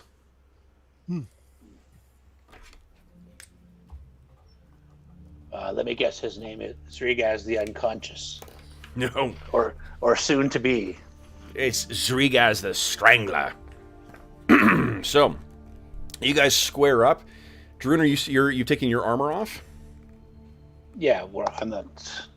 Yeah, it's very little value. So, what we needed the things we need to track in this is your grappling bonus to hit and your grappling DC, the difficulty of actually grappling with you. So the way we get that is your grappling DC is 10 plus. What's your Thaco? My Thaco is 17, I think. Yeah. 17. Okay. So that's a 3. So it's 13. Plus, what is your? Hold on. What is your strength bonus? Or your strength bonus is probably higher than your dex bonus to hit, right? Yeah, I have no dex bonus. Okay, what's your strength bonus to hit? +1. +1. Okay, so it's 4, and that's it. Okay, so your grapple DC is a 14. And then this guy's grapple DC is he is bigger than you, so that's going to be a little bit trickier. Damn bugbears and their long arms. Damn bugbears indeed. Let's see here. His is a... Where is it? Here we go. Large... Oh, it just means, sorry, it doesn't affect his grapple. It's the control point maximum. Instead of hit points, you have control points. This it judges how far along you are in the grapple and how much they actually get. Your control point maximum is equal to your hit points. They're larger, so it's going to be equal to his hit points, but there's a modifier because they're bigger than you are. Let me make a roll for what Zrigaz's hit points or control points are. So, I'm going to have everyone other than Dave roll initiative, because that's going to be you guys cheering him on. And we'll rotate it around once per round. So, let's start with Brent, you're joining us for the first time. So you guys square up. We've got Zrigaz's control points thing. You guys, look, I'm going to roll mine here, and then Brent, once you see what I rolled, go ahead and roll for Dave. There you go. I got a 2. Beat my 2. You want to roll low, Brent. A D10. Hang on. Where's the initiative on the... There's no initiative on the thing. Just roll a D10. Okay. I'll make him big because he's big. Let's put on something a little more... where am I here? Ossuary. Put that down, and here we go. His wrestling music. Lower is better, right? Yeah, so unfortunately what happens is you're doing the exact same action, so the... let me turn this down just a scooch here. He charges, and I'm still looking at Bergour like, what the hell am I going to do with this? Yeah, what am I going to... And he comes running forward. So his bonus to hit... and actually, so I'm not being left out, let's... Bergour, you're going to be rolling for Zrigaz. And actually, I'll rotate that as well, too. So each of you guys are attacking Dave. Give me D20 plus... where is it here? D20 plus 3. So, yeah. Oh! So it's a solid hit. Give me a 1d10 plus 2. Or 1d8 plus 2. That's how many control points he gets on you. 7. What's your maximum hit points? Is 38. Okay, so 7 represents a 5th. He's got his hands on you. Now, as an immediate reaction, do you want to shake him off, or are you just going to try and improve the grapple on him? Initiate a grapple on him, or you can try and shake him loose. He's grappling you right now. He's got his hands on you, but as an automatic reaction, when someone grabs you, you can try and shake him loose. Yeah, I'll try and shake him loose. Okay, so give us a what's the reaction here? I think it's just your... Oh, you gotta make an attack roll. So give us a D... 20 plus your plus 3 plus 4. So 1d20 plus 4, please. 15, and that is enough for him. Give us a 1d10 plus, what's your damage bonus for strength? Plus 1. Plus 1. 1d10 plus 1?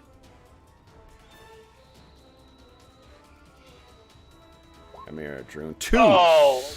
So he's got his hands on you, and he's pulling in. You got 5 points of 5 control points on you. Then it's your turn, Druin. What are you gonna do? You can try and shake him loose, or you can try and grapple him back. I'm in close.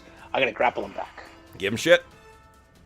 Here we go. So it's a 1d. Same thing you rolled a moment ago. 1d20 plus 4. Not good enough. He's so big. Can't. You're trying to struggle with him, and you can't get a good grapple on him. So let's shift this over. Now, George is going to roll initiative, and Hobbs is going to roll the attack for the bugbear. So George, beat my 5.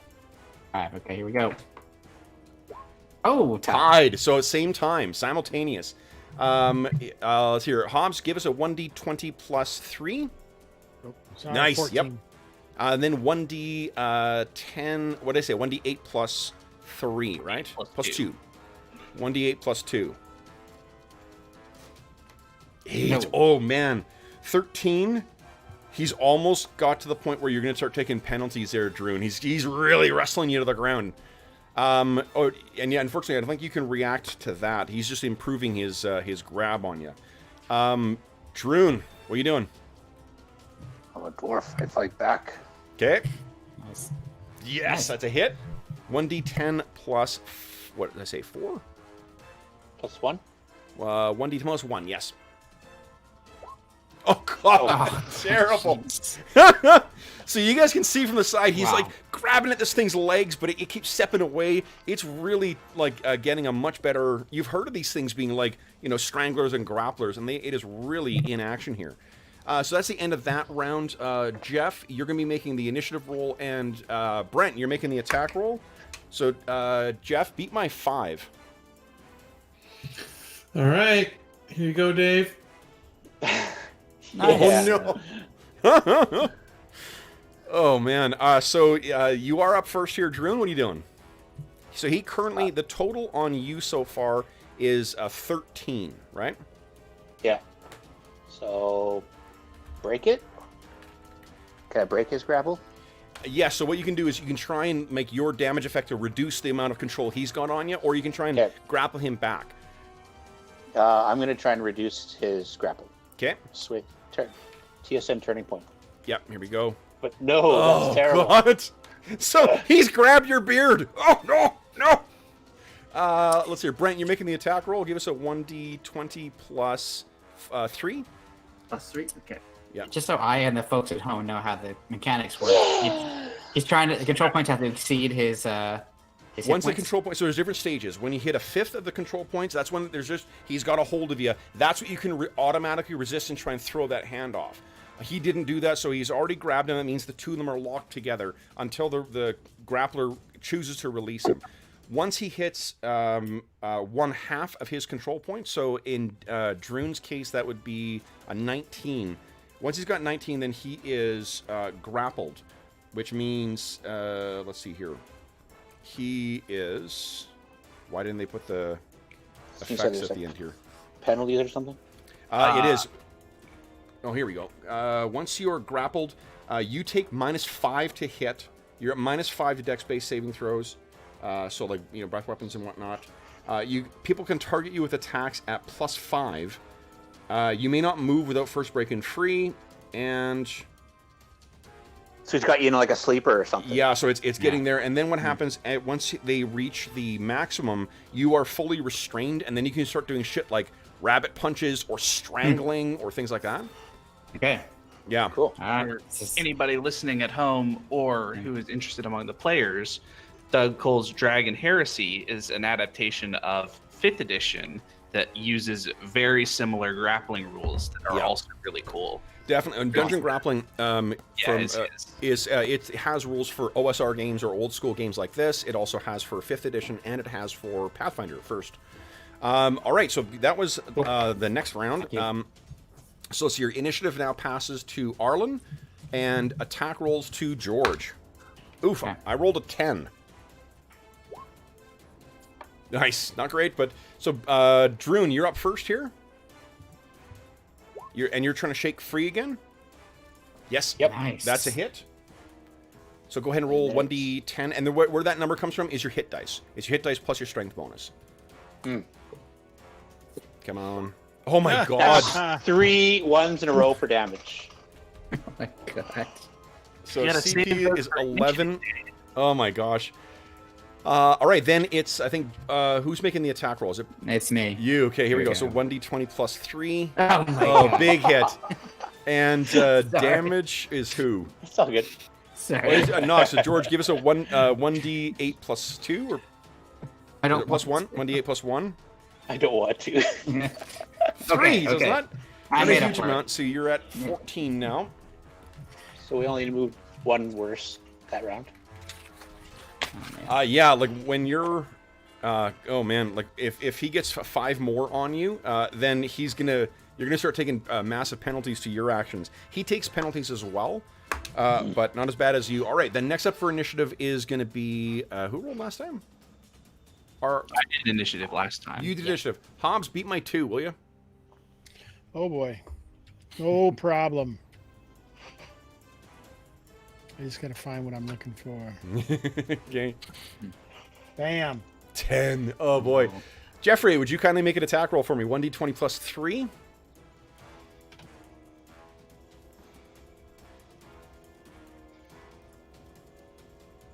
There we go.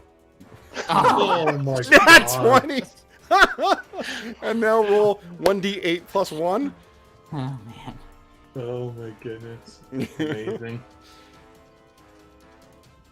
On paper, you should be winning this. Yes. Yeah. No. What? So Druin, he like kicks your foot and you knock to the ground. He's got one of your arms in kind of a partial armbar. You are currently grappled. Your total CP now is a 23. Yep. All right. So currently, instead of applying a negative to both of you guys, I'm just gonna like put the net negative to your roll, so you get a -3 to your roll. Actually, no, I should be So- applying to both because then it makes it harder to actually improve the grapple. So you take a -5 to your roll now, Druin. All right. So net -1. One. Yeah. There you go. Oh Hit. yeah. And what were you doing? Shaking him off or trying to grapple him? Yeah, I gotta check him off. Okay. D10 plus 1. D10 plus 1, please. And Yay. 8. Okay, so you're not grappled anymore, at least. Then it's, I guess, next round. We'll do this for 2 more rounds, and then they'll call it off. Let's see here. That was Jeff and Hobbs rolled. So Brent, would you beat my 7, please? Right. Where's my And then D2? it'll be Arlen rolling for attack for the bugbear. 9. So Arlen, make the attack roll for the bugbear, please. Let's see if you can All improve right, no modifiers anymore because we're out of grappled. that. That's right. Yes, no modifiers. All right. Go. That is a miss. A miss. A big fat miss. So Druin now. And technically, you all should be getting -2 to hit on this. But it's not a bell curve, so it doesn't really make a difference. All right, then, Druin. What are you doing? Trying to shake loose, or are you trying to improve your own grapple? No, I'm gonna improve my own grapple. He missed, and I broke it he last missed. time. Yeah, Did yeah. I not? Yeah. So am I at still at the -5, or I broke it? And it's- No, you broke it, so you no penalty now. Okay, so D20 plus 4. Yep. There we go. Oh. He's evading me now. Yep. Jeez. Okay. Now, next up will be George beat my 2. And then it'll be Hobbs. Sorry. Nope. God, Hobbs. Go ahead and make the bugbear roll.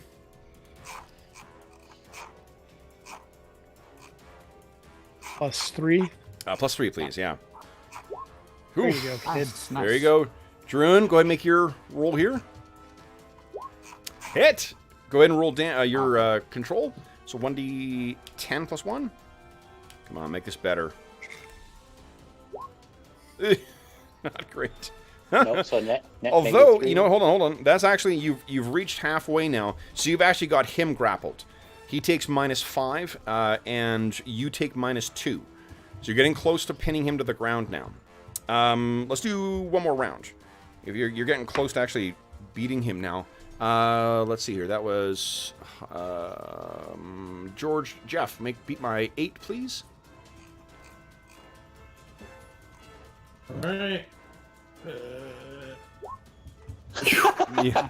Druin, go ahead. All right. Oh, you rolled a So I'm D8. not- It's actually a D10. Sorry. Oh, Yeah, Jeff rolled a D8 for some reason.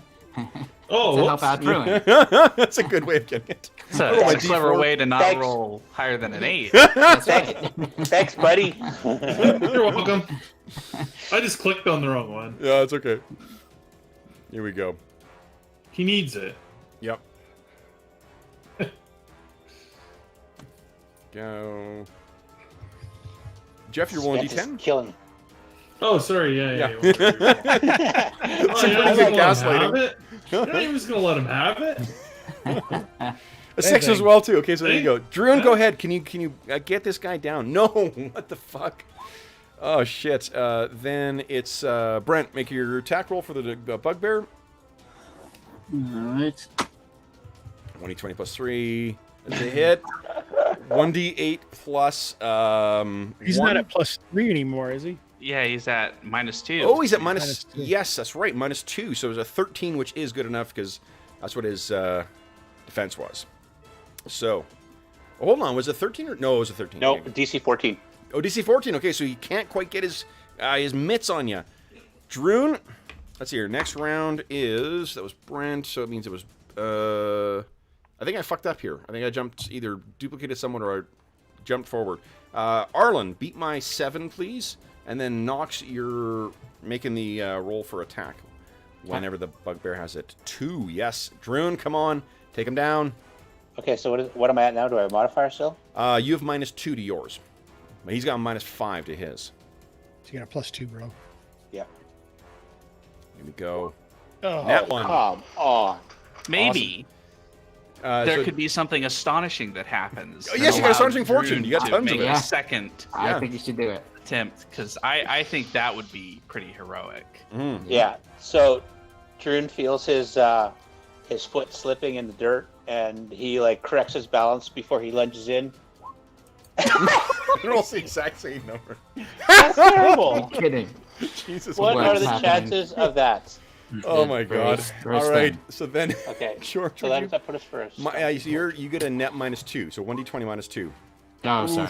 Can't that do was it. even better. Can't do it. All right. So then, Druin, come on, baby. Hobbs, give me a D10 roll. Beat my 4, please. no problem. Yep. I have a full confidence in you.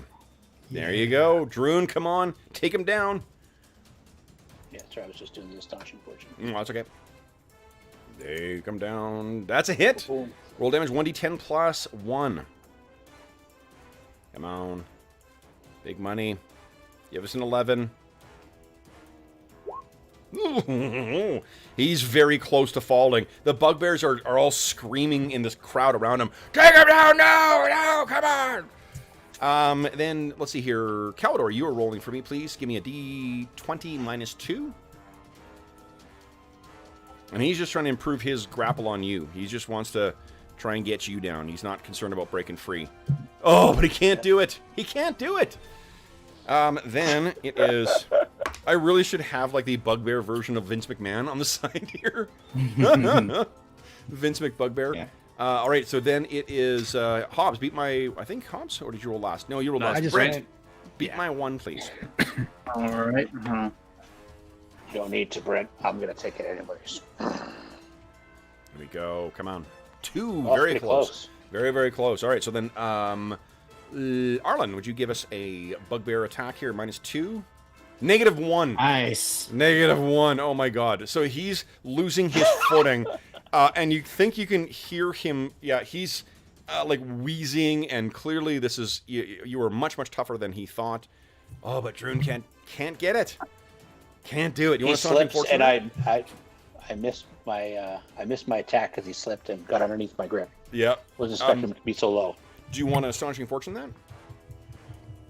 We got 4, but I don't know. Do it. There's still an out. Do it. Do it. Yeah. Win this crap. Show our trying to- strength. Yeah. That's right. Trying to be heroes here. Okay, let's do it. Yep. Oh my God. Jeez. Roll 20 is killing it. Good lord. All right, then let's see here. It is how's Brant rolled? George beat my Yep. 3. Let's see. Close. Ooh, Hobbs, give us an attack roll for this Oh, bugbear. what the? Come on. You guys are sure. No, still. He's trying to grab at you, Druin. Druin, go ahead and make your attack roll. Yay! Nice. Nat 20. Awesome. 1d10 plus 1. Come on. That's pretty good. What does it look like as you pin this guy to the ground?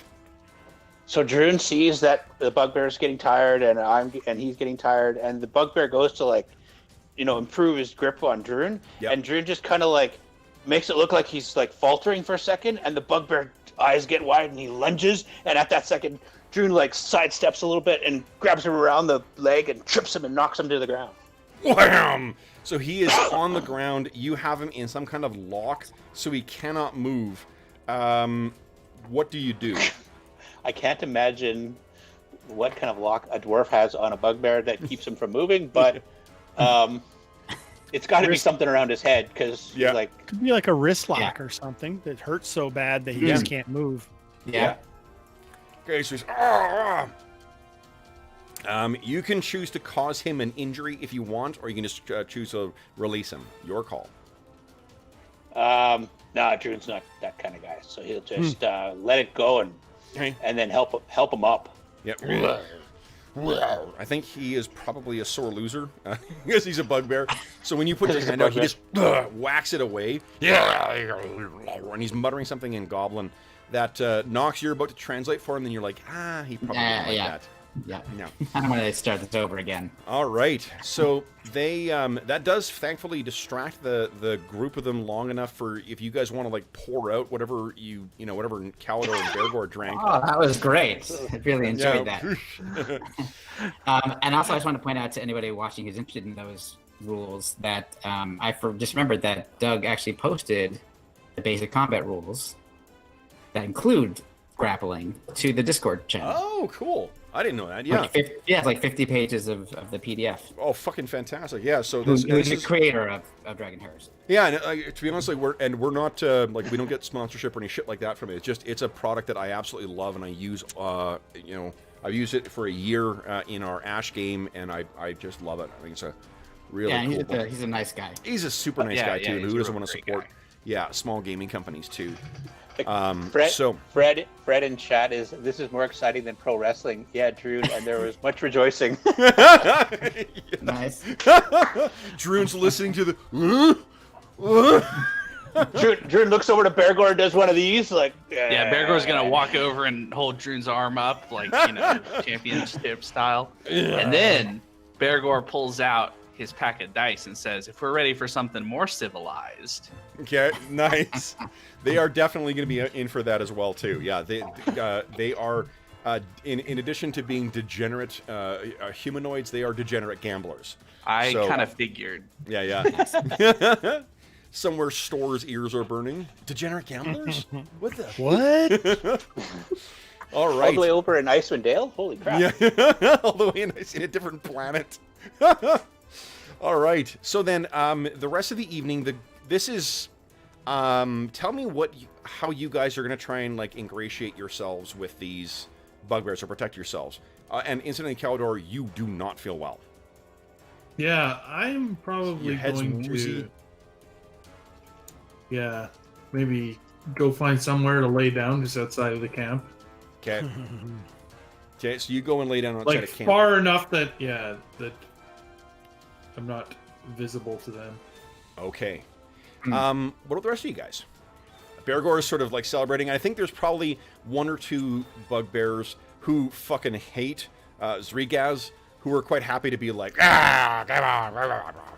on, They're like, because he's as much as he's a sore loser, they're like taunting him with, you lost to a dwarf, you fucking. Well, and he's the one also, like, they did present him as being their champion, which means he probably kicks the shit out of other bugbear. Or bugbears. So he, he's got some who do not appreciate him. So Calidor, you're going to sort of try to find a place on the edge of camp. Carrick and Elanion, we haven't heard from you guys in a little bit here. What are you guys making of this whole hullabaloo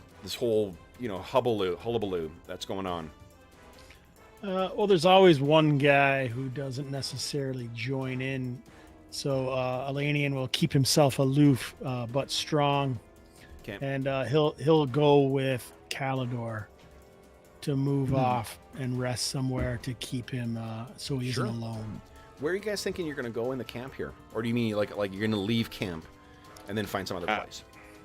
I'm just going to help Calidor maybe over to like an area that isn't too far away. So if something happens, but doesn't have a bunch of theirs, like, why don't we just go like right over here? Yeah, Okay. this like wooded area in the middle. Yeah, that sounds good. Or, yeah, whatever you choose.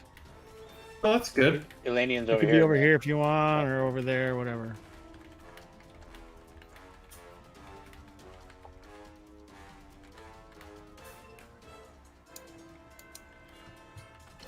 Okay. So great. So you guys have your space where Calidor just feels very woozy and yeah.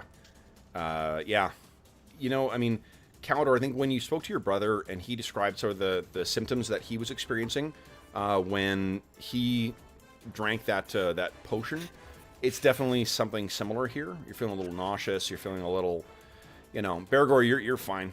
You're right as rain. Oh yeah, I'm already stacking coins like poker chips on the table in front of me. It's Carrick, what about you? So the two elves seem to have retreated to sort of the edge of the encampment under this cliff face. The dwarves seem ready to dive in and do some gambling.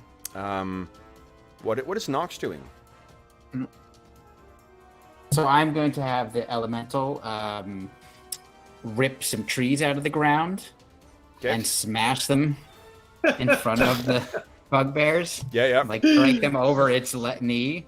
Yeah. And then like growl and like stomp the ground, like shake the ground underneath their feet, just to show the kind of power that elemental has and that I can control. Okay. So the way I'm going to rule the duration of it is it's going to be like either dusk or dawn. That's when it ends. Cool. That makes sense to me. Yeah. So then it's only one charge. Yes, one charge. So like if you cast it first thing in the morning, you got an elemental all day until nighttime. If you cast it in the middle of the night, as soon as dawn comes, it goes away. Perfect. Okay. Carrick, it looks like you're going to join your I'm gonna. companions. I don't trust the bugbears. I don't trust what they give it to drink, and Don't want to I'm not about to lower my guard and party with them. Sure. want to maybe gamble for some treasure. Maybe you can win a book. You might. Bergour's a pretty good gambler. I can teach you a thing or two. I don't gamble.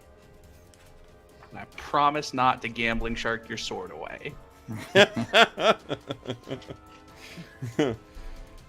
Oh shit. All right. So then let's see here. What Bagabus wants to know. Go ahead. What's up with Serene? Like, is she comfortable or? She is really not talking or participating in any of this stuff. She is quite uncomfortable with these. Serene, is a ranger of Heronshire. So she tries to. Normally, she's the one who's going out and killing or driving off these fuckers to prevent them from causing problems in civilized lands. To be throwing in with them, she's going to go along with you guys because you're putting your lives on the line for Featherfall, but it's not. I think the silence that you're experiencing from her, she is likely to join the elves. Yep. You know what she's going to do, actually, is she's going to head back She's gonna head back and check in with the Aarakocra at base. It's only she's confident she can get there within time, even though she's traveling at night and she's a human. She seems confident she can get there, and says that she will be back in the morning. Cool. So Nobody's going to be a gentleman and offer to escort her. I feel like she could take care of herself. She's All right, Knox. We'll just we'll just assume she's going to be okay. Okay. Yeah. So do what I guess like what Baggabees we'll jump into the gambling thing in a second here, but what Baggabees wants to know is what the actual what do you have a plan in mind for how you're going to attack? Like, is just the bugbears go on one side, you guys go on another, and just see whoever doesn't die, then they get to grab some loot? Or is there another plan you're proposing? No, well, we hadn't talked about it as a group. The way Druin side was the bugbears attack from the opening on the northeast section or whatever their main gate area is. Okay. And Northwest. northwest, and try to take out the people at the gate. And even if they can spill into the camp a little bit, and take out a bunch of gnolls, and then once the gnolls start chasing them, they turn and booker and drag as many gnolls with them as they can. Okay. So it's And like then we hit them second after the gnolls. So like they turn and shoot and keep running and shoot and keep attacking the gnolls. Just drag as many gnolls away from the camp as they can. They're not really. That's not the kind of fighting they do. They're skulkers. They're ambushers. Okay. So if you guys are the ones who are in plate mail, why don't you do that and we'll go around back? Our lot is stealthier than you are. Yeah. And just to be clear about our objective, are we trying to kill them all, capture them all, We figure we rout need to them kill. all? We figure we need to kill their leaders, and the gnolls will break and leave. So we need to try and find a way to draw the leaders out and expose them, so we don't have to fight 70 gnolls to get to them. Okay. Well, I mean, considering these bugbears are so quiet, might they be able to sneak in and attack them if So we if we- cause a distraction? So if we attack the main gate and Yeah, do exactly what he said, just flip it around. yeah. Okay. Well, and also, it's not like we have to attack tomorrow, right? If these bugbears are really sneaky and ambushy, why don't we keep doing the ambush gnoll parties that leave the camp for another day or two at least to kind of thin out the numbers? Mm-hmm. So we don't know how close they are to whatever their objective is, or how long it's going to be until they get into the Aarakocra settlement by digging. That's true, but I think our odds are a lot better if we can kill off another couple of the big ones in ambushes. When you And if we've got bugbears on our side, it should be relatively easy to ambush gnolls in the forest. Yeah. when you saw them digging, were you able to actually see the hole? No, we didn't get We it. don't- Sam. We basically just, Calidor actually was the one who basically just heard the sounds of working inside a palisade. We have assumed that means that the gnolls are digging to try to connect with the cave system that the Aarakocra live in. I only ask because both Elanion and I have wands of earth and stone, which he has used before to mess with the ground. Perhaps we could stall their progress if we need to. It's slow. Yeah, Yeah. that's a backup. Okay. Backup plan. So what's is what you're saying is that you guys are going to be able to draw them off, and then the bugbears are your plan is for the bugbears to get in there. And what do you want them to do? Just take their Well, stuff?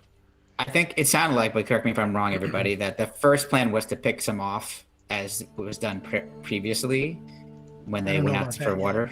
Okay, so that was on a proposal on the table anyway, of something to try. Otherwise, I think the other plan seemed to be that we would create the distraction and allow the bugbears to try to sneak in and take out the leaders. Sounded like the idea, not that we should do that. Okay. I think we have two things we need to know, right? we need to know what they're trying to do, just in case we don't succeed. This is a perfect opportunity to find that out. Mm-hmm. And the other is try to kill the leaders. So I don't necessarily. I think we could use the bugbears as maybe, like skirmishers. Just let them cause as much havoc as possible in the middle. Kill whoever they can, and then we try and pinpoint those two objectives somehow. That makes sense. I like that. Okay. So that we don't have our invisibility master. Well, we're not doing it right now anyway, so. True. But that could be an option to allow somebody to get close to figure out what they're doing. Okay. So, I think if we attack at night, Mm-hmm. we have more. We can use one of these elementals maybe, and we obviously have our wands we can use. I can use the Ring of Shooting Stars, and we can really probably do some serious damage. Did we have a sense of how? Go ahead. I was just going to ask if you had a sense of how many gnolls there were in that whole pack. 100. Yeah, Right. 100. 100. Yeah. Okay. So a lot. Plus hyenas. Mm. Yeah. Okay. Okay. So we obviously wouldn't do that attack tonight. So we would camp over here. Well, they Overnight. that's if they agree to it too. So what you're going to do is you're going to, at night, you guys are going to go in, you're going to cause a crazy disturbance with your magic and your whatever else you can do and try and draw them away or draw their attention. And then We're not going to draw them away. I don't think we're going to do that. Okay. I think what we're going to do is cause as much damage as we can, and we want them to do the same in a secondary attack and kill as many as they can, and hopefully we can rout them in that. And then I think what we're gonna have to do is split into two teams, right? One team, their focus is going to be attacking the leaders. The second team is we want to find out at least what's inside, what are they trying to do, and then they can help the first team if they can't sabotage whatever they're trying to do. That's my plan. That makes sense. Sounds pretty good. Okay. So then for the gambling, let's. Who's laughing? Sorry. I don't know, but it sounded like somebody. Yeah, sounded like someone laughing. Yeah. What are we laughing at? Yeah, This is serious business, guys. Yeah. Yeah. We gotta Do find you- some gambling rules. Hey, I was going to say, do you not have a complete book of gambling, Kevin? I actually am looking at something that's got the Pathfinder first GM guide has some good rules in it that I've read before. Nice. So here's what we can do. So Bergour, I guess one of the things that there is always an element of luck in these things. What your gambling skill will reflect, or your gambling proficiency, is going to reflect the your ability to cheat.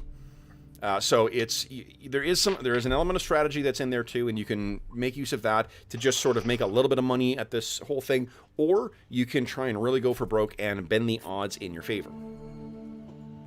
What is Bergour? So I think I'm not really trying to fleece them so much as kind of build a rapport with them. Sure. Okay.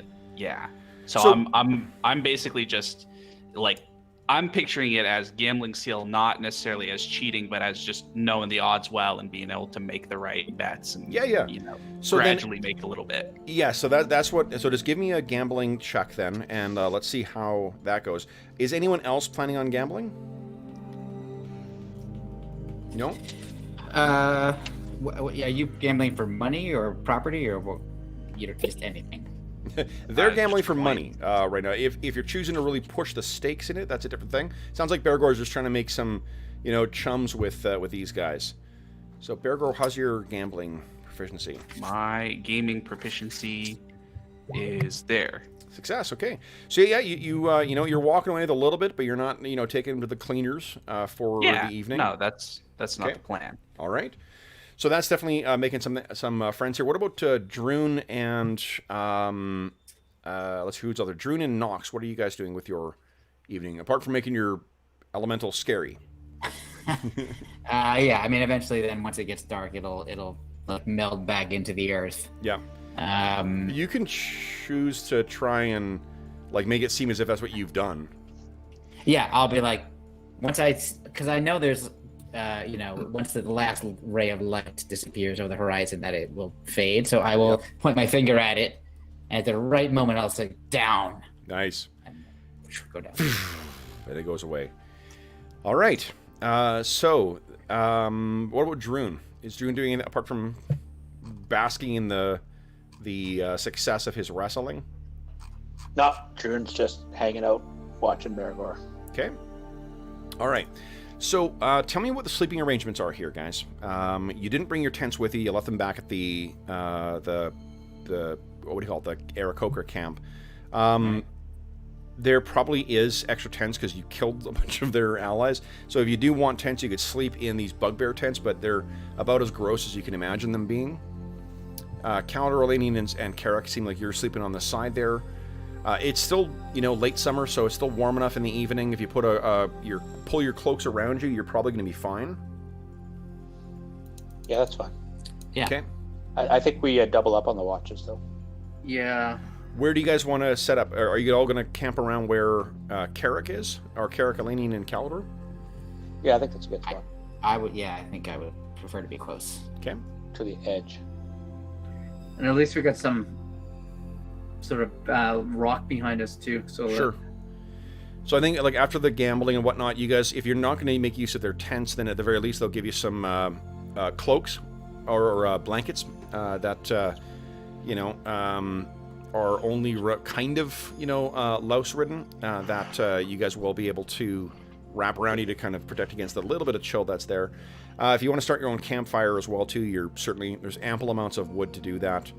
Do you have a campfire icon or something we can use? I do. He does. Yeah. Technically Roll20 does, but let's see here. Also doubles as a flaming sphere.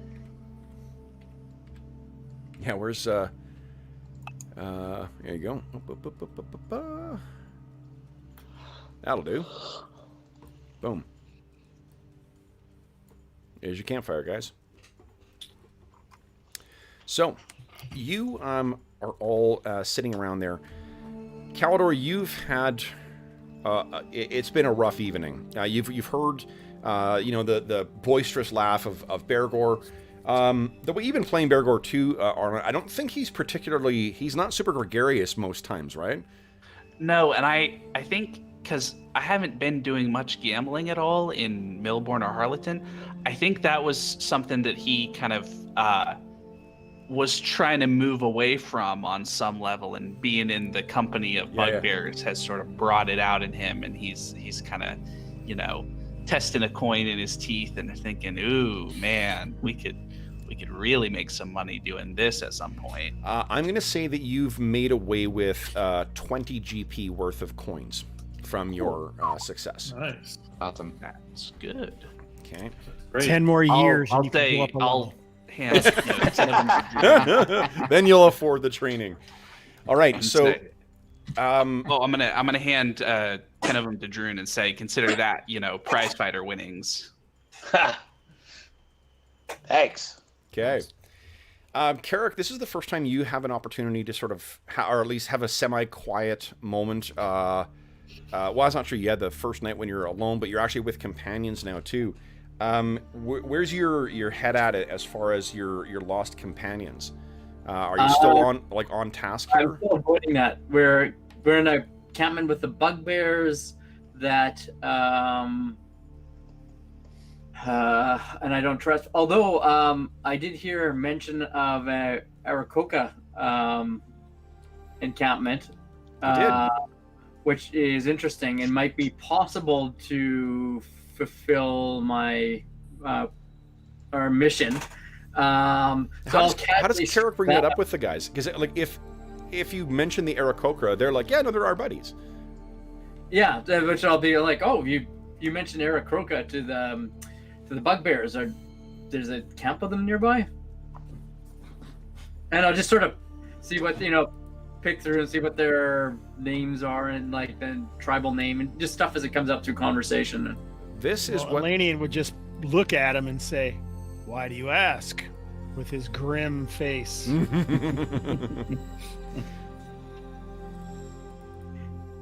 It is unusual to see them. That they're an unusual race, and I'm assuming it's relatively unusual that they would be sharing an encampment with a group of adventurers. Definitely. Aarakocra definitely keep to the wilds. They're not a race that you commonly see in civilized lands. The sun sets on our band that have been hunting bugbears for nigh on 3 months. A band of Aarakocra, and we found you in the middle of all this. The night is full of strangeness, Grey Elf. And until you come through with what you are exactly doing here, I do not feel like I would want to let you know exactly what we are doing either. Trust builds trust. There's an old elven saying, quid pro quo. I was merely making conversation about your about the group that you were encamped with. That sounds about as convincing as what Brent presented it as. So. I just went for a walk in a bugbear and wild jackal filled hill. How's that weird? All right. That means you do not get to see Featherfall just yet there, Carrick, because you're... I nixed it. No, that's fine. Just saves a surprise for later. All right, so the last to bed are likely going to be the two dwarves, the Beard brothers there. Can we tell that Calidor is suffering? Like, he's not doing great? If he's, like, is he sweaty or pale or... Oh, yeah, like, he doesn't look very good. Ever since he downed that thing, he's had the same look that Rilligo had when he drank the potion. Can I use something like spellcraft to see if he's been cursed or afflicted? That would be the detect curse spell. So, but I'm gonna ask Druin. Druin, is there like any Clangadin-y stuff you can do for him? He holds up an axe. I don't have anything for poison. That's what you're wondering. Okay. Anyone trained in healing? I don't think so. No. Not till level 6. Eh? I've been learning from Chael, but it's going to take a while. Calidor, what you've been feeling this whole time, like after about the time when the wrestling started going on, you have felt like your head is in some kind of fog. Like you've just been sort of walking around, and it's been difficult following what people are saying beyond like one or two words. The sound of everything in the camp feels kind of far. It feels muffled, as if far off, and although like you alternate between knowing that your body feels really awful, not like nauseous and whatnot, but also feeling very almost out of it, like out of the body. So you know your body is feeling really bad, and when you're trying to move, it aches and it stumbles and whatnot. But your head is sort of, it feels like it's swimming. So when you put yourself down, it's sort of the evening is passing through in sort of like sudden chunks that are disjointed, where like you realize you're sitting next to Elanion and Carrick, and they're talking about birds of some kind, or what the fuck? How did I get over here? And when some of your allies, tell you, look, are you okay? Are you okay? And really, you're having such a hard time following what they're saying that all you're saying is just, yeah, just because that seems to get them to leave you alone. Okay. And that's when you're finally able to have blessed sleep overtake you.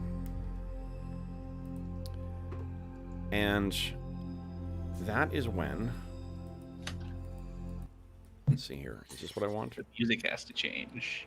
We're Yeah. having a Darn thematic tootin'. shift. That is not the one Please be a fang dragon. I want. I only recently learned I can rename these things, so I need to do that.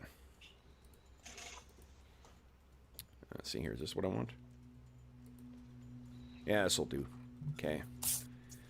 So, where you find yourself, and you're still feeling like your head is swimming, and you have to kind of blink twice as you're looking around, because it seems like it seems like you're standing in a globe of darkness. You look down at your feet and you can see that you're standing on some kind of stone-strewn shore. If you think of like what the BC coastline looks like in a lot of places, where it's all just loose stones and water kind of laps up on it. There's no sand. And as you look around, for as far as you can see, it's the same stones as well. And as you look up, you can see that there is a diffused glow above you. Almost like, imagine if the stars had some kind of mossy growth twisting and reaching fungally between them. And at your feet, there is that water's edge, but it is perfectly still. There is no tide that is being brought in here. You shift your feet, and the sound of the stones moving echoes out across that water and up. You must be in a cavern that's at least 200, 300 feet large, and God knows where this water ends. But what is notable about the water is it is black. There is a chill that hangs in the air, not so bad as to have your breath appear. And you hear the sound of a splash off in the darkness. Ripples trickled in towards you, lapping very carefully at the stones at your feet. What do you do, Calidor?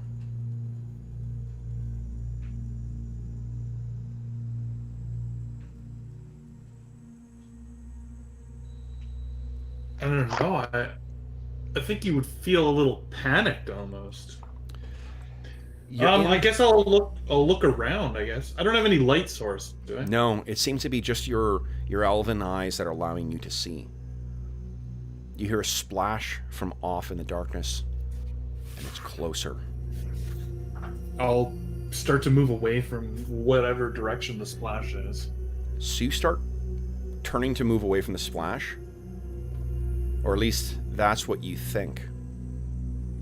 Your body has other ideas. You take a step forward. Your ankle is up to water, or the water is up to your ankle. Another stride forward, mid shin. Another up to your knee. The cold water seems to sharpen your senses. You hear another splash off in the water. You're willing yourself to move away from this.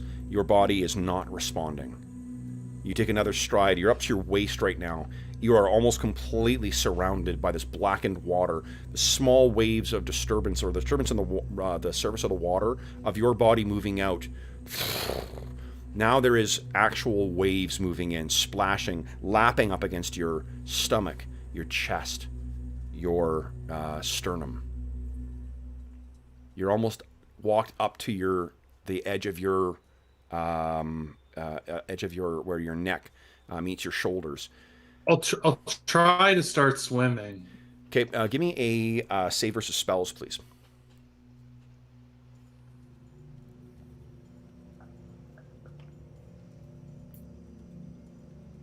Oof.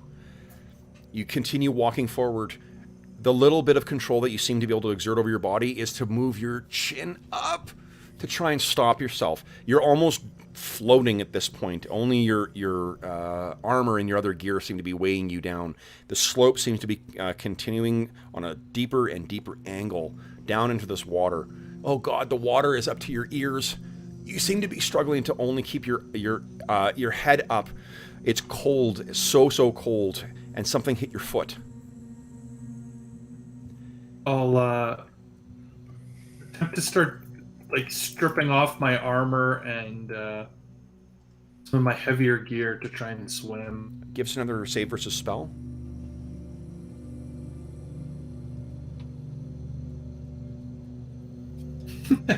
You continue moving. You're trying to will this. You know you need to do this. You're going to drown if you don't do this.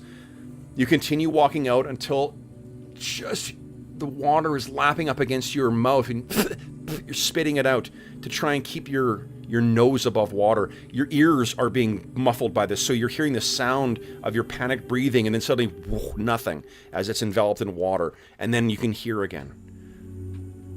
You stop. And you can see something moving that looms out of the water. At the very edge of your vision, you can see the very pale light from the ceiling from far, far above you. Very faintly traces the outline of some massive aquatic form. But more terrifyingly, there are 6 sets of black eyes that have that starry undersea or underground sky reflected in it. And you can hear something slithering. You're trying to keep yourself above. You're trying to prevent this water from choking your mouth and your lungs. And you can hear something clearly over all of that. Take the wizard. And would you please give me a save versus spells? This one's going to have more consequence to it. Wow. I have not rolled... Yeah, it's a 5. Do you want to spend Astonishing Fortune on that one? I guess so. Okay. Consequences. I've rolled a 4, an 8, Yeah. a 4, and a 5 so far. Oh, God. Just so you guys know. Okay. I don't think it shows them to you, does it? No, it whispers it to me. Here we go. And an 8. Okay. So total now, I've yet to roll over 10. At that, you stride forward, and the water completely engulfs your head. And at that, boom, you're awake. Now, you guys give me a 1d5 roll, please. Somebody else. Whatever first one I see is, I'll take that. That will be who is on watch when Caldor wakes up. 1, 2, 3, Bergour. Oh, wait, 1, 2, 3, actually be Hobbs. So, Elanion, you were on watch. Describe for us what we see as, when you wake up, or when Caldor wakes. Elanion would be seated before the fire, eyeing the others and trying to look deeper, watching the bugbears. Okay. Maybe sometime in the night his dog has returned and joined him. Oh, yeah, right. I forgot about your dog. So this is about 6 hours into the evening. So this is in the wee hours of the AM. And Elanion, give us a wisdom check. Actually, just give me a d6 roll. Let's do that. It's just as easy. I think your elven... Just as easy. Your elven senses would... yeah, okay. So you hear Caldor's breath catch as he jerks awake. And you look down, and the thing is, remember, elves don't sleep. They enter reverie. Mm-hmm. And unless it's a traumatic memory that they're reliving or something else is happening, it's rare for elves to have that kind of jerking awake thing. You know, sometimes your mind takes you to horrifying places, but because you've got an element of control over the reverie, it's rare that you would allow that to happen. Caldor, you need to wrestle Elanion to the ground and secure him. Okay. Okay? So, Elanion, you see Caldor jerk awake. What do you do? Everyone else is sleeping at this point. It would be impossible not for him to look over at him. For sure. Now I don't know if you remember this, but when Herilago took the drink, Elanion also thought he felt something strange about Herilago. Definitely. Do we see something similar in that situation? Are his eyes like a shark black eyes again, like Herilago seemed to be? No, nothing? No. Okay. So, I mean, it's unusual for him to wake up like that from the reverie. So he's been feeling bad. I mean, yeah. I kind of expected. I don't see me thinking that it would be. Calendar, what do you do? Just stride. Oh, what was that, Jeff? So you kind of broke up there. Oh, did I? I stride over to. Yeah, keep it this time. Oh, sorry, Jeff, we lost you again. I heard we stride over to him and then what? Oh, that's all I said is I stride over at him. Okay, so Calendar stands up and he walks straight at you, Elanion. What happens next, guys? What is it? It's not time for your watch. Are you feeling better? I'll attempt to grapple him. Okay. Giving a D10 roll, Elanion. I'm letting you roll for surprise here because what you said about like being suspicious of Religo, you are not surprised. So why don't each of you give us a D10 roll? Let's see who's going to act first. As soon as the noise happens, then you guys can, the rest of you guys can kind of jump in here too. Okay. Simultaneous actions. I love it. Now what I'm going to do, guys, give me a sec. I'm going to add, I wish I thought of this before, I'm going to add a green bar for you guys. That'll be your control points. So Elanion, you have 23 control points. And let me make sure everyone sees that. Everyone. There we go. Calidor, you have 25. Oh, because you're... Yeah, I was like, how the fuck are your hit points so low compared to his? And what you'll do, guys... Elanion rolled really well. Yeah. There is... And he's also a thief. He's a fighter thief, so it's not just straight fighter. All right, guys. So then, Calidor, what is your strength bonus? Strength bonus +0. +0. Your Thaco is a 17 right now because you're level 4. Right? Yep, that's right. Okay, so then it's 1d20 plus 4. Hold on. Your grapple DC will be a 14. Do you have a dex bonus to hit, Calidor? I believe so, yeah. Yeah, because you got a pretty decent dex, right? Yeah, dex to hit +2? +2, holy shit. Okay, so then you have a total of 16 as your grapple DC. Elanion, what is your... Do you have any strength or dex bonuses? I have a bonus to damage, not to hit for strength. Not to hit? Okay, what about to hit from dex? Nope. Nope. Okay, so then your grapple DC is going to be... Your Thaco's a 19 right now? Is that right? I think it's a 20 still. I haven't changed them. Isn't it 5th level for wizards? Oh, is that how bad it is? Jesus. It used to be. I don't know. Just assumed. Yeah, okay, so then actually, so you got... Your grapple DC is going to be a 10. So then, Calidor and Elanion, what are you guys doing simultaneously? Calidor's going to try and grapple you. Why don't we do this? Because you're going to have that automatic reaction, Elanion. Calidor, go ahead and make your attack roll. So it's a 1d20 plus 4. Elanion, it's 4th level. Or not Calidor. Oh, so I am Thaco 19. That means an 11. DC 11. There you go. Eat it. Nice. Jeffrey. So, Jeff, go ahead and make it's 1d20 plus 4 from you. No, your Thaco is 17 is plus 3, plus 2 from your dex, plus 5. 19, that's a hit. 1d10 plus your... What's your strength damage bonus? Nothing. Nothing. 1d10 control points.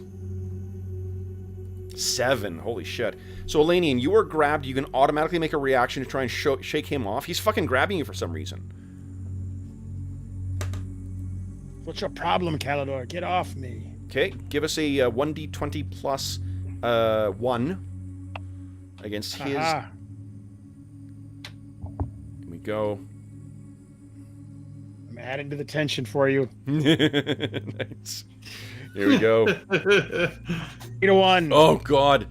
So, all right, so Elanion, apply 7 points of to your green bar. And then that means you are 24. You're more than a 5th, so you are grabbed. He's got a solid grab on you. Elanion, what are you doing this round? You can try and shake him off. You can try and grapple him in return. And I can't cast any spells, right? No, not when you're grabbed. if I hadn't been grabbed, I could have. That was the question. Possibly, yeah. Okay.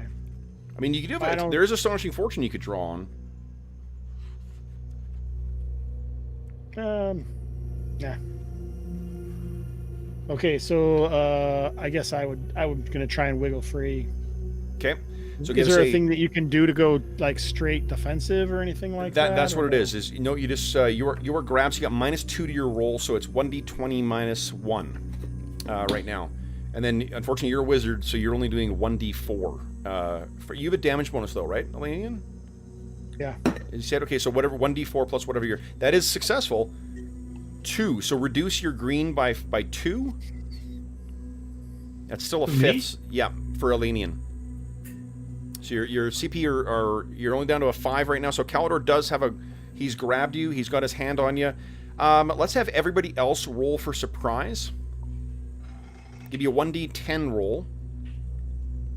Let's see if you can hear what's going on here. Druin's awake now. Bergour is awake now. George is Knox is awake now. Carrick is awake now. We'll take that first roll for you, Carrick. Otherwise, you're surprised. Oh, sorry, I double. No, that's okay. The first one's is great. Okay, so all of you guys jerk up, and what you can see is Calidor is wrestling with Elanion, trying to bring him to whatever. You can see the two of them are wrestling with each other. Elanion seems to be the one who is talking. Calidor, am I right that you're not saying anything? Yeah, he hasn't said anything yet. Okay, cool. All right, so then, guys, let's have everybody roll individual initiative this time. Decide what you're doing with your actions. If you're doing unarmed combat, it's plus your weapon speed is a 3. Decide what you're doing, make your roll, and then we will go through your actions. If all you're doing is grabbing your stuff and standing up, then it'll just be whatever you roll. It'll be a flat roll. So we already know what's happening before we decide. Well, so what you can see is that Elanion and Calidor are wrestling with each other for some reason, and Elanion is like, "Get that off me! What are you doing?" And Calidor is not saying anything. Okay. Okay. So once you guys decide what you're doing, so if you're just grabbing yourself, Brent, the way we work readying weapons, if you have a weapon in a holster, in a scabbard that you can just draw, it doesn't cost you any action. But grabbing it from the ground and readying, it costs you your action. You can still take your combat move, half of your combat move, which allows you to stand up. So if you want to grab your weapon and stand up, you could do that, or you can do something else. You know what? I mean, decide what you're going to draw a weapon. Playing an elf and it being I don't want my first, attack roll to be with a weapon against another elf. So I will. Okay. And all right. So then, once everyone's decided, make your rolls, guys. Let's see what everyone's initiative is here. And when you're making an unarmed attack, that's a plus. It's a speed factor of 3. Yep. Yeah. I'm gonna include it right in my roll. Nice, perfect. Yeah, 13. But remember, you have to stand up because you're prone. So I don't think anybody can actually unarmed attack at this point. You're right. Okay. Except Elanion. I'm at 10. Okay. So then, let's see here. Great. Okay, so then what we're doing is, I guess, Bergour. So everyone who's standing, well, actually, the people who are wrestling, those are the ones I'm most interested in. Elanion's on an 8. And Calidor's on a 9. Well, if you're unarmed doing unarmed combat, it's actually on a 12. Right, Jeff? Because it's a 3? Oh, well, I just rolled. I didn't. No, but that's why I asked you to add the speed of whatever you're doing into it. Oh, okay. That way we don't have to go back Okay. And combat, and wrestling is a 3? Yes, okay. It's a 3. So, Calidor, everyone else looks like they're standing up. Elanion, you get to act first. What were you doing? I'm going to try and break free again, whistling for my hound. Okay.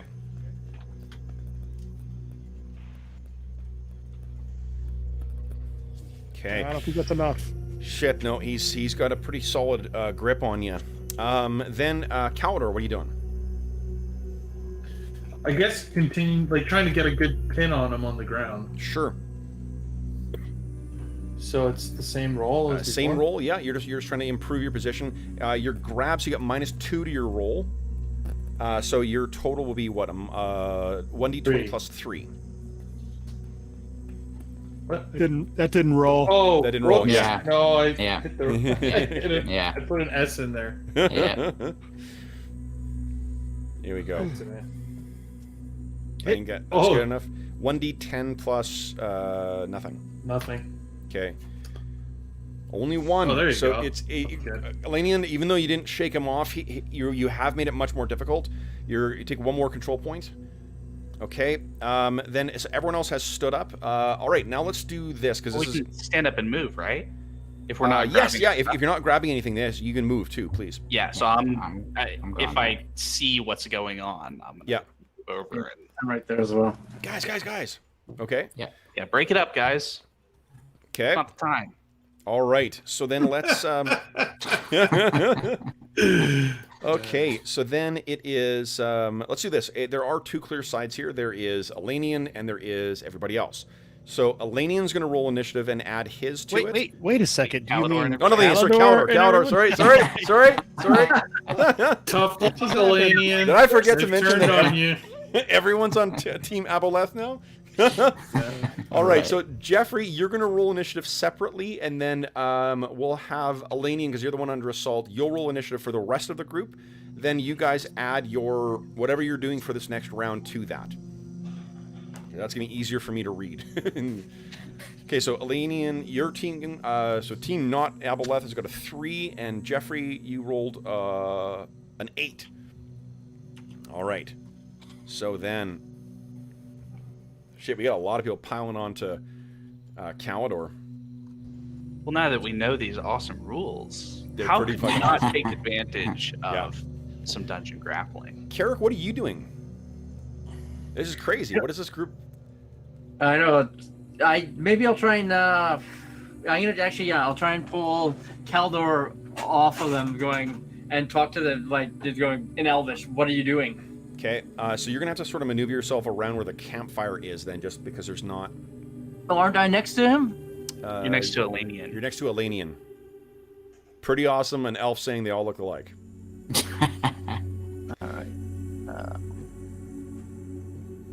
Okay.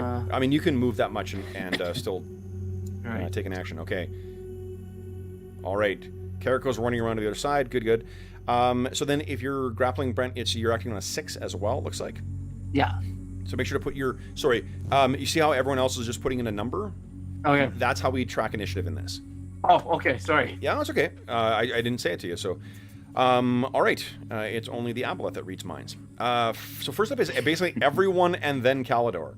So, Elanion, let's start with you, because you're the one who's like, grappling with him. What are you doing?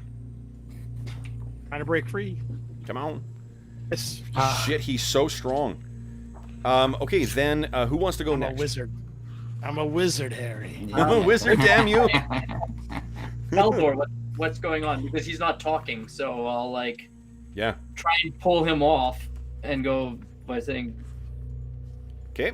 So then, whoever wants to make their next, if all you're doing is talking to him, that's. No, I'm gonna pull him off. Trying to pull him off. Your Thaco is a 19 because you're a fighter level 2, so you have +1. What is your strength bonus to hit? Nothing, but tumbling gives me +2 to hit in unarmed combat, if that's applicable. Yeah. Give us a successful tumbling roll first. Filling the role of Dorman Kettleborn tonight is Carrick. First, I'll tumble about before I grab a hold. Tumbling, Brent, it's on the Roll20 character sheet. It'll roll for you. Okay. You just got to scroll down. Yeah, someone else can make. bottom. If anyone else wants to make their attack roll, I'm right next to Carrick, so I'm gonna try to. I was already suspicious when Caldor drank that potion, which is why I did not want to drink it. So I immediately think Caldor is the problem. Okay. So I don't want to hurt him. I just want to also try to aid in pulling him away. muscle wizard. Yeah, exactly. But I don't have any bonuses. So your you see your Thaco is 20, so no bonus on that. But what's your strength bonus to hit? Strength is 0. 0. 1d20, please. Yep. Fortunately, he is grabbed, which means targeted by attacks at +2, so you do get +2 to hit. A 5 great. will not do that though. So you're like on the side trying to figure out where you want to go. I'm grabbing Calidor. Okay, Brent, we'll just give you a +1 to hit. Nat 20. Holy shit. Nice. Oh no, that's on your tumbling check. Oh, Whoops. Whoops. The So, opposite. You're trying to do that. It does not succeed. Son of a biscuit. There it he is. tumbled into me, which is why I got a 5. Yeah. Give us a 1d20. Let's say here, Brent. What do you have a dex bonus to hit? No. Okay, so then it's 1d20 plus 2. Oh, sorry, +4 because you get +2 because of grab. Once someone grabs someone, everyone gets a bonus to try and hit them. 1d20, you said +2? Yep. Here's the 3. Yeah, I know. Ugh. Nope, can't get in either. I roll low, I roll high when I need low, and low when I need high. Bergour, did I hear that you were going to try something here too? Yep, I have a Thaco Welcome to the of game. 15, That's right. A Thaco of 15?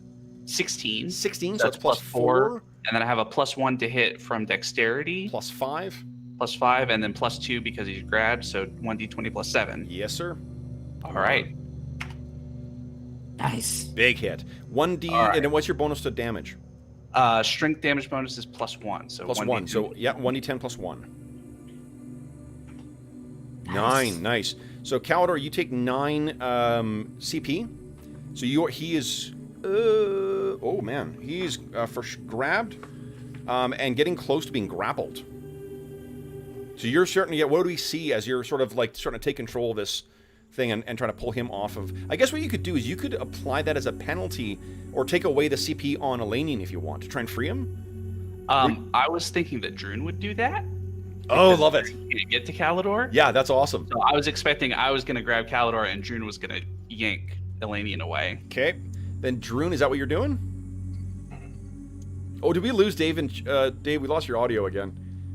Drink. You're just muted. You're still in the hang. Oh, Yeah. Yeah, I was muted. Sorry, okay. I had a itch in my throat. So, Hey, you don't I'm need an at excuse. We all fart, man. It's that's what the mute button's for. Oh, dang, I didn't realize. I didn't realize that either. I'll use it more often. All right. So go ahead and make. Let's hear your attack then. Same as before. So it's 1d20 D20 plus plus what? 4. 4. Yeah. 4. Yeah. That's a hit. So go ahead and roll 1d10. No, 1d8. Sorry, I forgot you're not a. Oh no, you're a multi-class, right? Yeah, I'm a fighter. Yep. And, 1d4. 1d4 plus 0. Is that right? 1d10 plus 1. 1d10 plus 1. What the fuck am I saying? yeah, I'm doing wizard that. Wizard damage. Yeah. Oh, you just threw a dice at my head. I like that. Here we go. 6. Man. Okay. So then Free. you're free. Yeah. So you yank Elanion off him. Calidor. So Bergour is grappling you around too. You need to get Elanion. But Bergour's got a grab on you. You're at the range right now where I think you could still try and grab hold of Elanion if you like, or you can try and free yourself, or do whatever you like.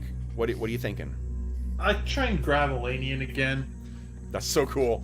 that's total mind control shit too. Of like Bergour trying to pull you down. You're like, no, come And here. He maybe looks at Bergour. This isn't your business, dwarf. Does he sound weird when he says that? Like the voice of an aboleth or something? He sounds like panicked. What you can't tell is like, I mean, Calidor's a pretty cool customer. He grouses a little bit, but he's not really panicked. He's like almost screeching for the intent. You've never seen him want anything this badly. Except the last time he was possessed and tried to kill me. What? I did that? Oh yeah, that's right. I like to. Hobbs, is that a hit? I think so. Yeah, that 11's is. 2 because he's grabbed. He does I did get do minus 2, -2. yes. Oh, you did do minus 2. I did do -2. Okay, Oh, so wow. yeah. So give us a 1d10 plus, what, do you have a strength bonus or no? No, 1d10 No, plus, it's- yeah, just a 1d10. Fuck, he Get grabs off hold of me, you again. bitch. Although, hold on, no, Elanion, you can do a reaction. You can try and shake him off. I still couldn't do 6. Yeah, until once you're grabbed, you're fucked, but until you're grabbed, you can always do a reaction to try and shake him off. So I am +1 again. Yep. Yeah, take that. Okay. So he grabs solid hold of you. You got Druin trying to pull you away, Elanion, and trying to knock his hands off. Calidor grips onto you with some kind of like mad panic. That's the end of the round, guys. We'll go on to round 2.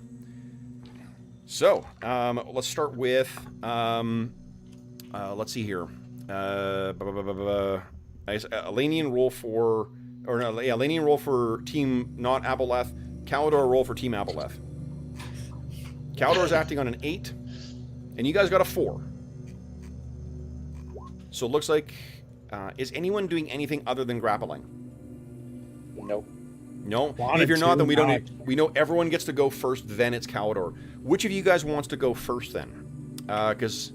Bergour. Oh, and Elena, you got 6 control points on you right now. Bergour's already got a grip on Calidor. Yeah. Do I count as grabbed because he hasn't attacked me? Yeah, it's a mutual condition. Okay, Although so once you're grappled, you still only have a -2, but the grappled person has a -5. Yeah. So, but for the purposes, it's my bonus -2 right Correct. now. Yes. Yeah. Yes. 13. I don't think is good enough. I don't think so. No, he's got like a 15, doesn't he? What's your grapple DC, Jeff? Yeah, I can't remember what you said. So you're let's see, you're level 4, which means Or- what is your dex or strength bonus to hit? Well, your dex bonus is +2, right? No, to hit? yeah. No strength +2 then. So yeah, it's a 15 is what you need to get him. Yep. Okay. So Bergour, you're trying to improve, but it's probably this manic strength that he's got. Who wants to go next? I can try the tumbling thing again. See if Don't worry about that. We'll give you the +1. It just saves time for that. So go ahead and give us a attack roll, Brent. It'll be same as before. Whatever you were rolling before, +1 more from your tumbling. The +3, I think. 2, yeah. Yeah, +3. Nice. So your damage, you don't have a strength bonus damage, right? No.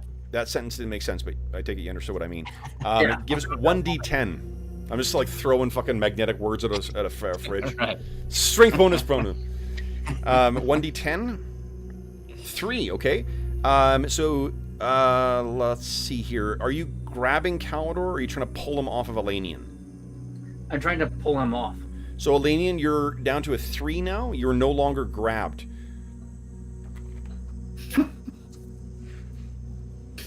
So Elanion, your control points go down by 3. I got you. I was typing something. Sorry. Oh, that's okay. Then who wants to go next? I'll jump in when I see Carrick making some headway here. Okay. Do I still have the +2 from Calidor being grabbed? Yes, you do. Okay, so here we go. You guys got some astonishing fortune left if you want to make use of it. I don't think it's. I mean, we're inching towards, Yeah,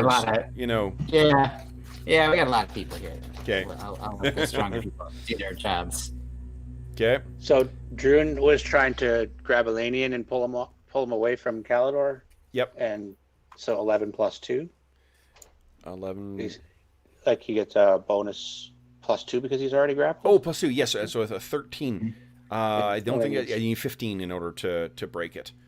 But then I'm grabbing Elanion though and pulling him away from Calidor. So Doesn't matter. no, that's not the way it works. So you're trying to if you're trying to defeat him and like loosen his grab, you got to target the person who's grappling him. Grappling Elanion. If all you want to do is grapple Elanion and help him out and bring him under control, that's a lot easier to do. He's a puss. Getting the fighter is more challenging to get him to loosen the grip. Right. Okay, yeah, no, that doesn't work. Yeah. Okay, and then it's Bergour. What are you doing? Oh, I already did. Elanion hasn't Not gone make yet. contact. Do not make contact. So Elanion's the last one here. Are you gonna be able to get yourself free? Come on, Elanion. No shit. Calidor, what are you doing? You got a finger on Elanion. You gonna try and improve that? I guess Got me in so. a, get me in a pinky grapple. Yeah, pinky grapple. So what's my total penalty now? You get right now. You're not grappled yet. It's only a -2 right now. Okay. But Bergour's got his arms wrapped around you. Ugh, not better. Now, do you want Astonishing Fortune that? No, 11 is what I need to get Elanion. Oh, it is. Yeah, that's right. Yeah. So go ahead and roll 1d10. Have you rolled that same number each time? I think so. You think so? Jesus. I'm on a roll. 2. There, good. My Landing, damages you're grabbed are low. again. Yeah. Okay. Then that's the end of the round, I guess, guys. So let's roll initiative again. Calidor and Elanion. I could just web everybody right next to this fire. Yep. All right, all you guys fucking chill out. You next to fire. So what's happening with the bugbear cap? Like, they've got to be thinking this is messed up. Are you sparing a look over at the bugbear? They probably do it all the time. Because guys, Protecting them. Yeah, Druin's actually going to pull out and... Well, I won't move now, but... I like Hobbs' initiative roll. So Elanion... this is BS. All right, so you guys are up first. No, all simultaneous. Because you guys roll the same thing, unless someone's doing something different from grappling. Yeah, Druin If I is... could get out of this goddamn hold, I would. Druin, you spare a look over because you mentioned it too, and you can see. I'm not going to put the lighting on. These fuckers are sneaking up towards you. Knox, we need your elemental. Okay. Then let's see here. We got Druin, Elanion. So Do I have to... Can I draw my weapons as part of my move? yes, you can. Have- Yeah. If Have, all your have combat move and draw my axes. okay, so Druin draws his axes and moves over. Everyone else is grappling? I mentioned to them that the bugbears are coming. Yeah, so it depends Yeah, on that whether or wait not for next turn. Right. I'm assuming I can't do anything about that until our next initiative. Because we have to do that before we roll, you said. Yeah. Yeah. So So Druin I has will just- moved over. yes. He's got his axe out. So then let's have everybody else make just go ahead and make a d20 plus your whatever your grappling bonus is. We'll figure out who's succeeded, who's failed. Elanion, I'm assuming you're freeing yourself. Bergour, and I'm assuming you're trying to improve your grapple. That's not good. All right, I'm gonna use an astonishing fortune to try Please to get Yeah, go for it. And then Carrick, I'm assuming you're trying to free Elanion. Is that right? Okay, so Oh, wait. With the +2, Bergour, that should do it. yeah, You needed a... you need a 15. So Bergour, you hit. All right. Whatever your 1d10 plus 1, I think you said. D10 plus 1, yeah. And I connected with 6 on Elanion. Nice. Okay, so and Elanion, how did you do? Missed. Ugh. Okay. So Yeah. then, Elanion, your control points, you're at 11 right now. Shit, you're almost dragged to the ground too. And then Help. I try and free. Yeah, Carrick, you succeeded. Yeah, 1d10. So Elanion, subtract 3 from the control points. can't seem to roll higher than a 3 on that So- grappling roll. Where we are right now is Bergour has full on grappled Calidor, so he's sort of like slammed against the side. Calidor still has hands on Elanion, so he can't free himself. Carrick's trying to pull him off. Knox, you failed, right? You're trying to pull Calidor off. Bergour, you can feel it. It's going in your momentum. You're definitely going to pull him to the ground. You spare a look over, and what you guys can see is that Druin has positioned himself with the fire at his back, silhouetted, axes out, and there are a bunch of bugbear who are coming in on you, and the waft of fish smell is quite strong from this approaching horde. They have the leader in front there is Bagaby, and he seems to have a grin on his face like he knows exactly what is going on. And that is where we will leave our session. So, guys, let's do some XP here. So you're... What do we do today? We're kind of like midway through the thing. I'm going to give you guys some XP for negotiating with the bugbears here. So let me take a look and see what the things are. What are they worth here? Now, Brent, you are a fighter. Everyone else knows this already, but we're using the optional class-based XP bonuses. So you gain actually 10 XP per level for every hit dice of adversary that you defeated. The only amount that you defeated so far, I'm going to say, is 3 hit dice worth of adversaries tonight. That's what the wrestling was. You know, that was strictly through violence. So for Brent, that would be 60, I think, XP that you're getting from that. Now,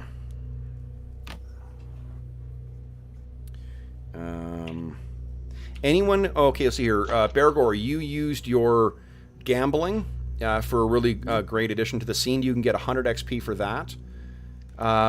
Did anyone else make use of their skills in that role-playing thing to substantially add to the scene here? I just use my staff. Yeah, definitely 100 points for that. Do I get anything for successfully resisting the aboleth's fish oil? You do not. Maybe No. no, just because you. You get to not attack. I mean, what you get is not you grappling with people, so I guess the party should be thankful for that. Bad. Yes, Yes. exactly. That would have been bad. Yeah. All right, so I kind of like the whole like throw the bag of hands. I've been waiting on that since. Yep, Wednesday. I'll give you 100 points for that. How many points of Astonishing Fortune do we have left? I think Is we it only three? have one. Oh, it's only one, Jesus. Because I used one right at the end. Right. That's right. Okay, hold on here. Let me calculate this. So, that 50, oh boy. Now. And there's 6 of you tonight. Okay. 11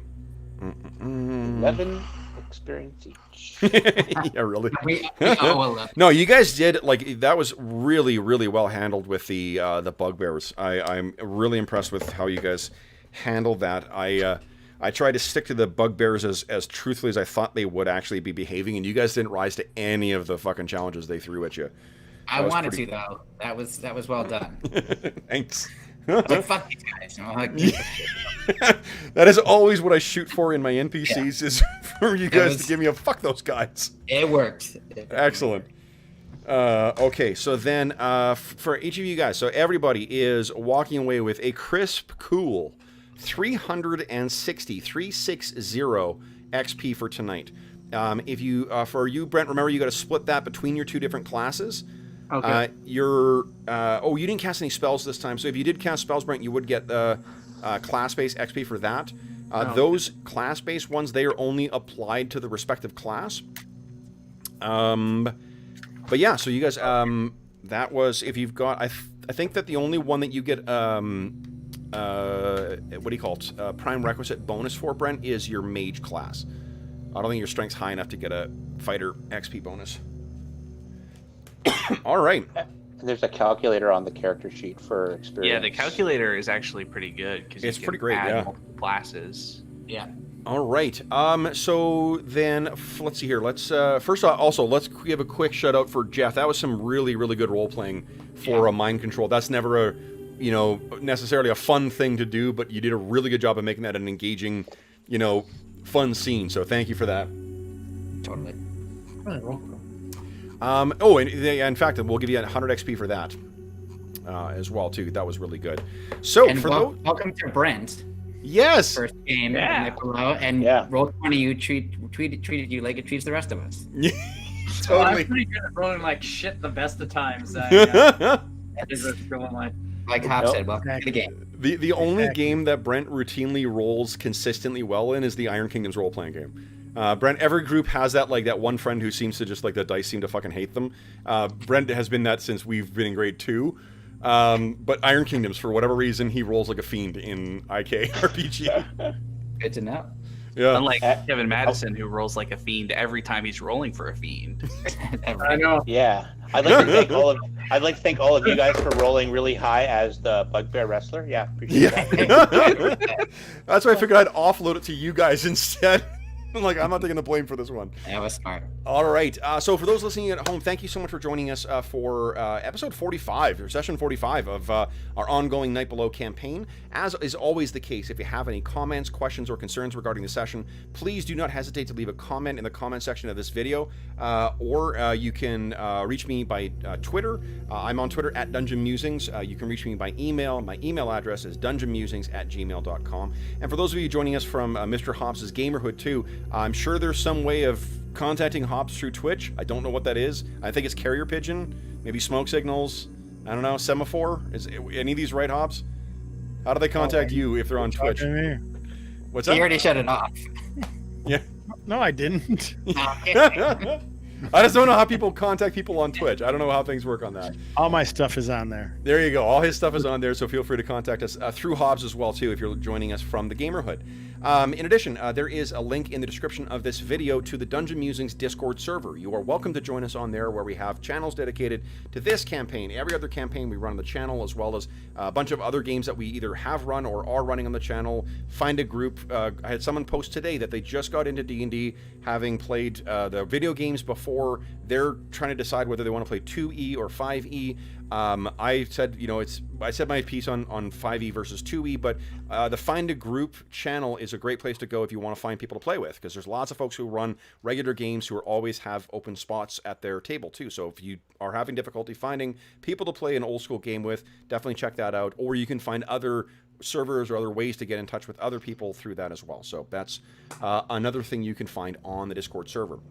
There isn't a link in right now, but as of this weekend, I will be resetting up our Heroes Save Villages charity fundraising campaign. That benefits the SOS Children's Villages International Charity, a really amazing charity that is active in over 130 countries, providing benefits for over 80,000 orphaned and abandoned children from around the world. Our last campaign raised almost $5,000 Canadian for the kids who are there. Any money that the campaign raises goes directly to SOS Children's Villages International. None of it goes to the channel. None of it goes to any other middleman.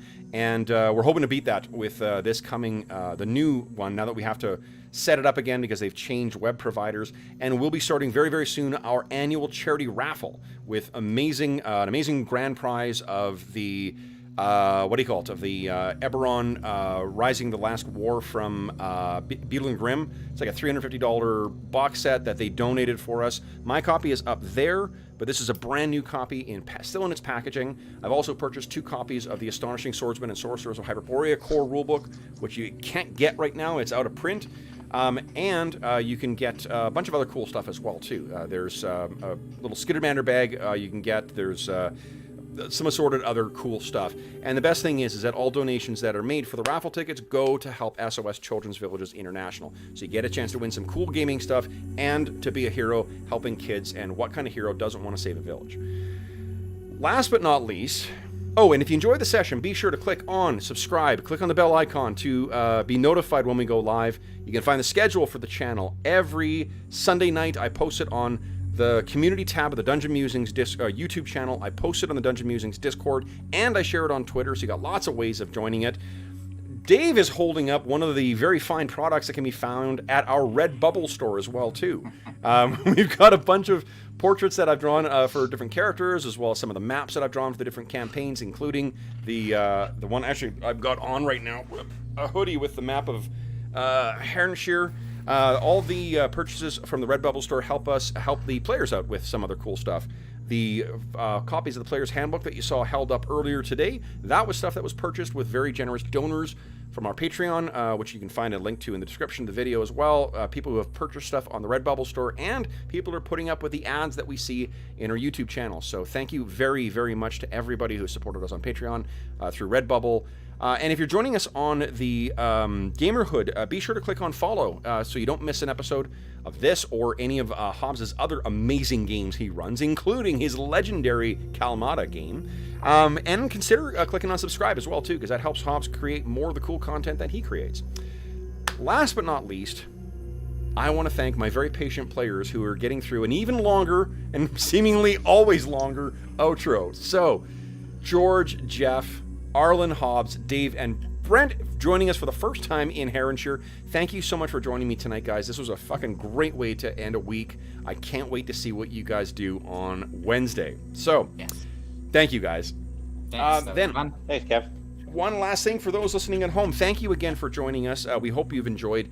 And if you were listening to this contemporaneous to the recording, we're still in the middle of the COVID-19 crisis here. I hope that this finds you healthy, safe, and weathering the current crisis as well as can be expected. And until we see you again, happy gaming.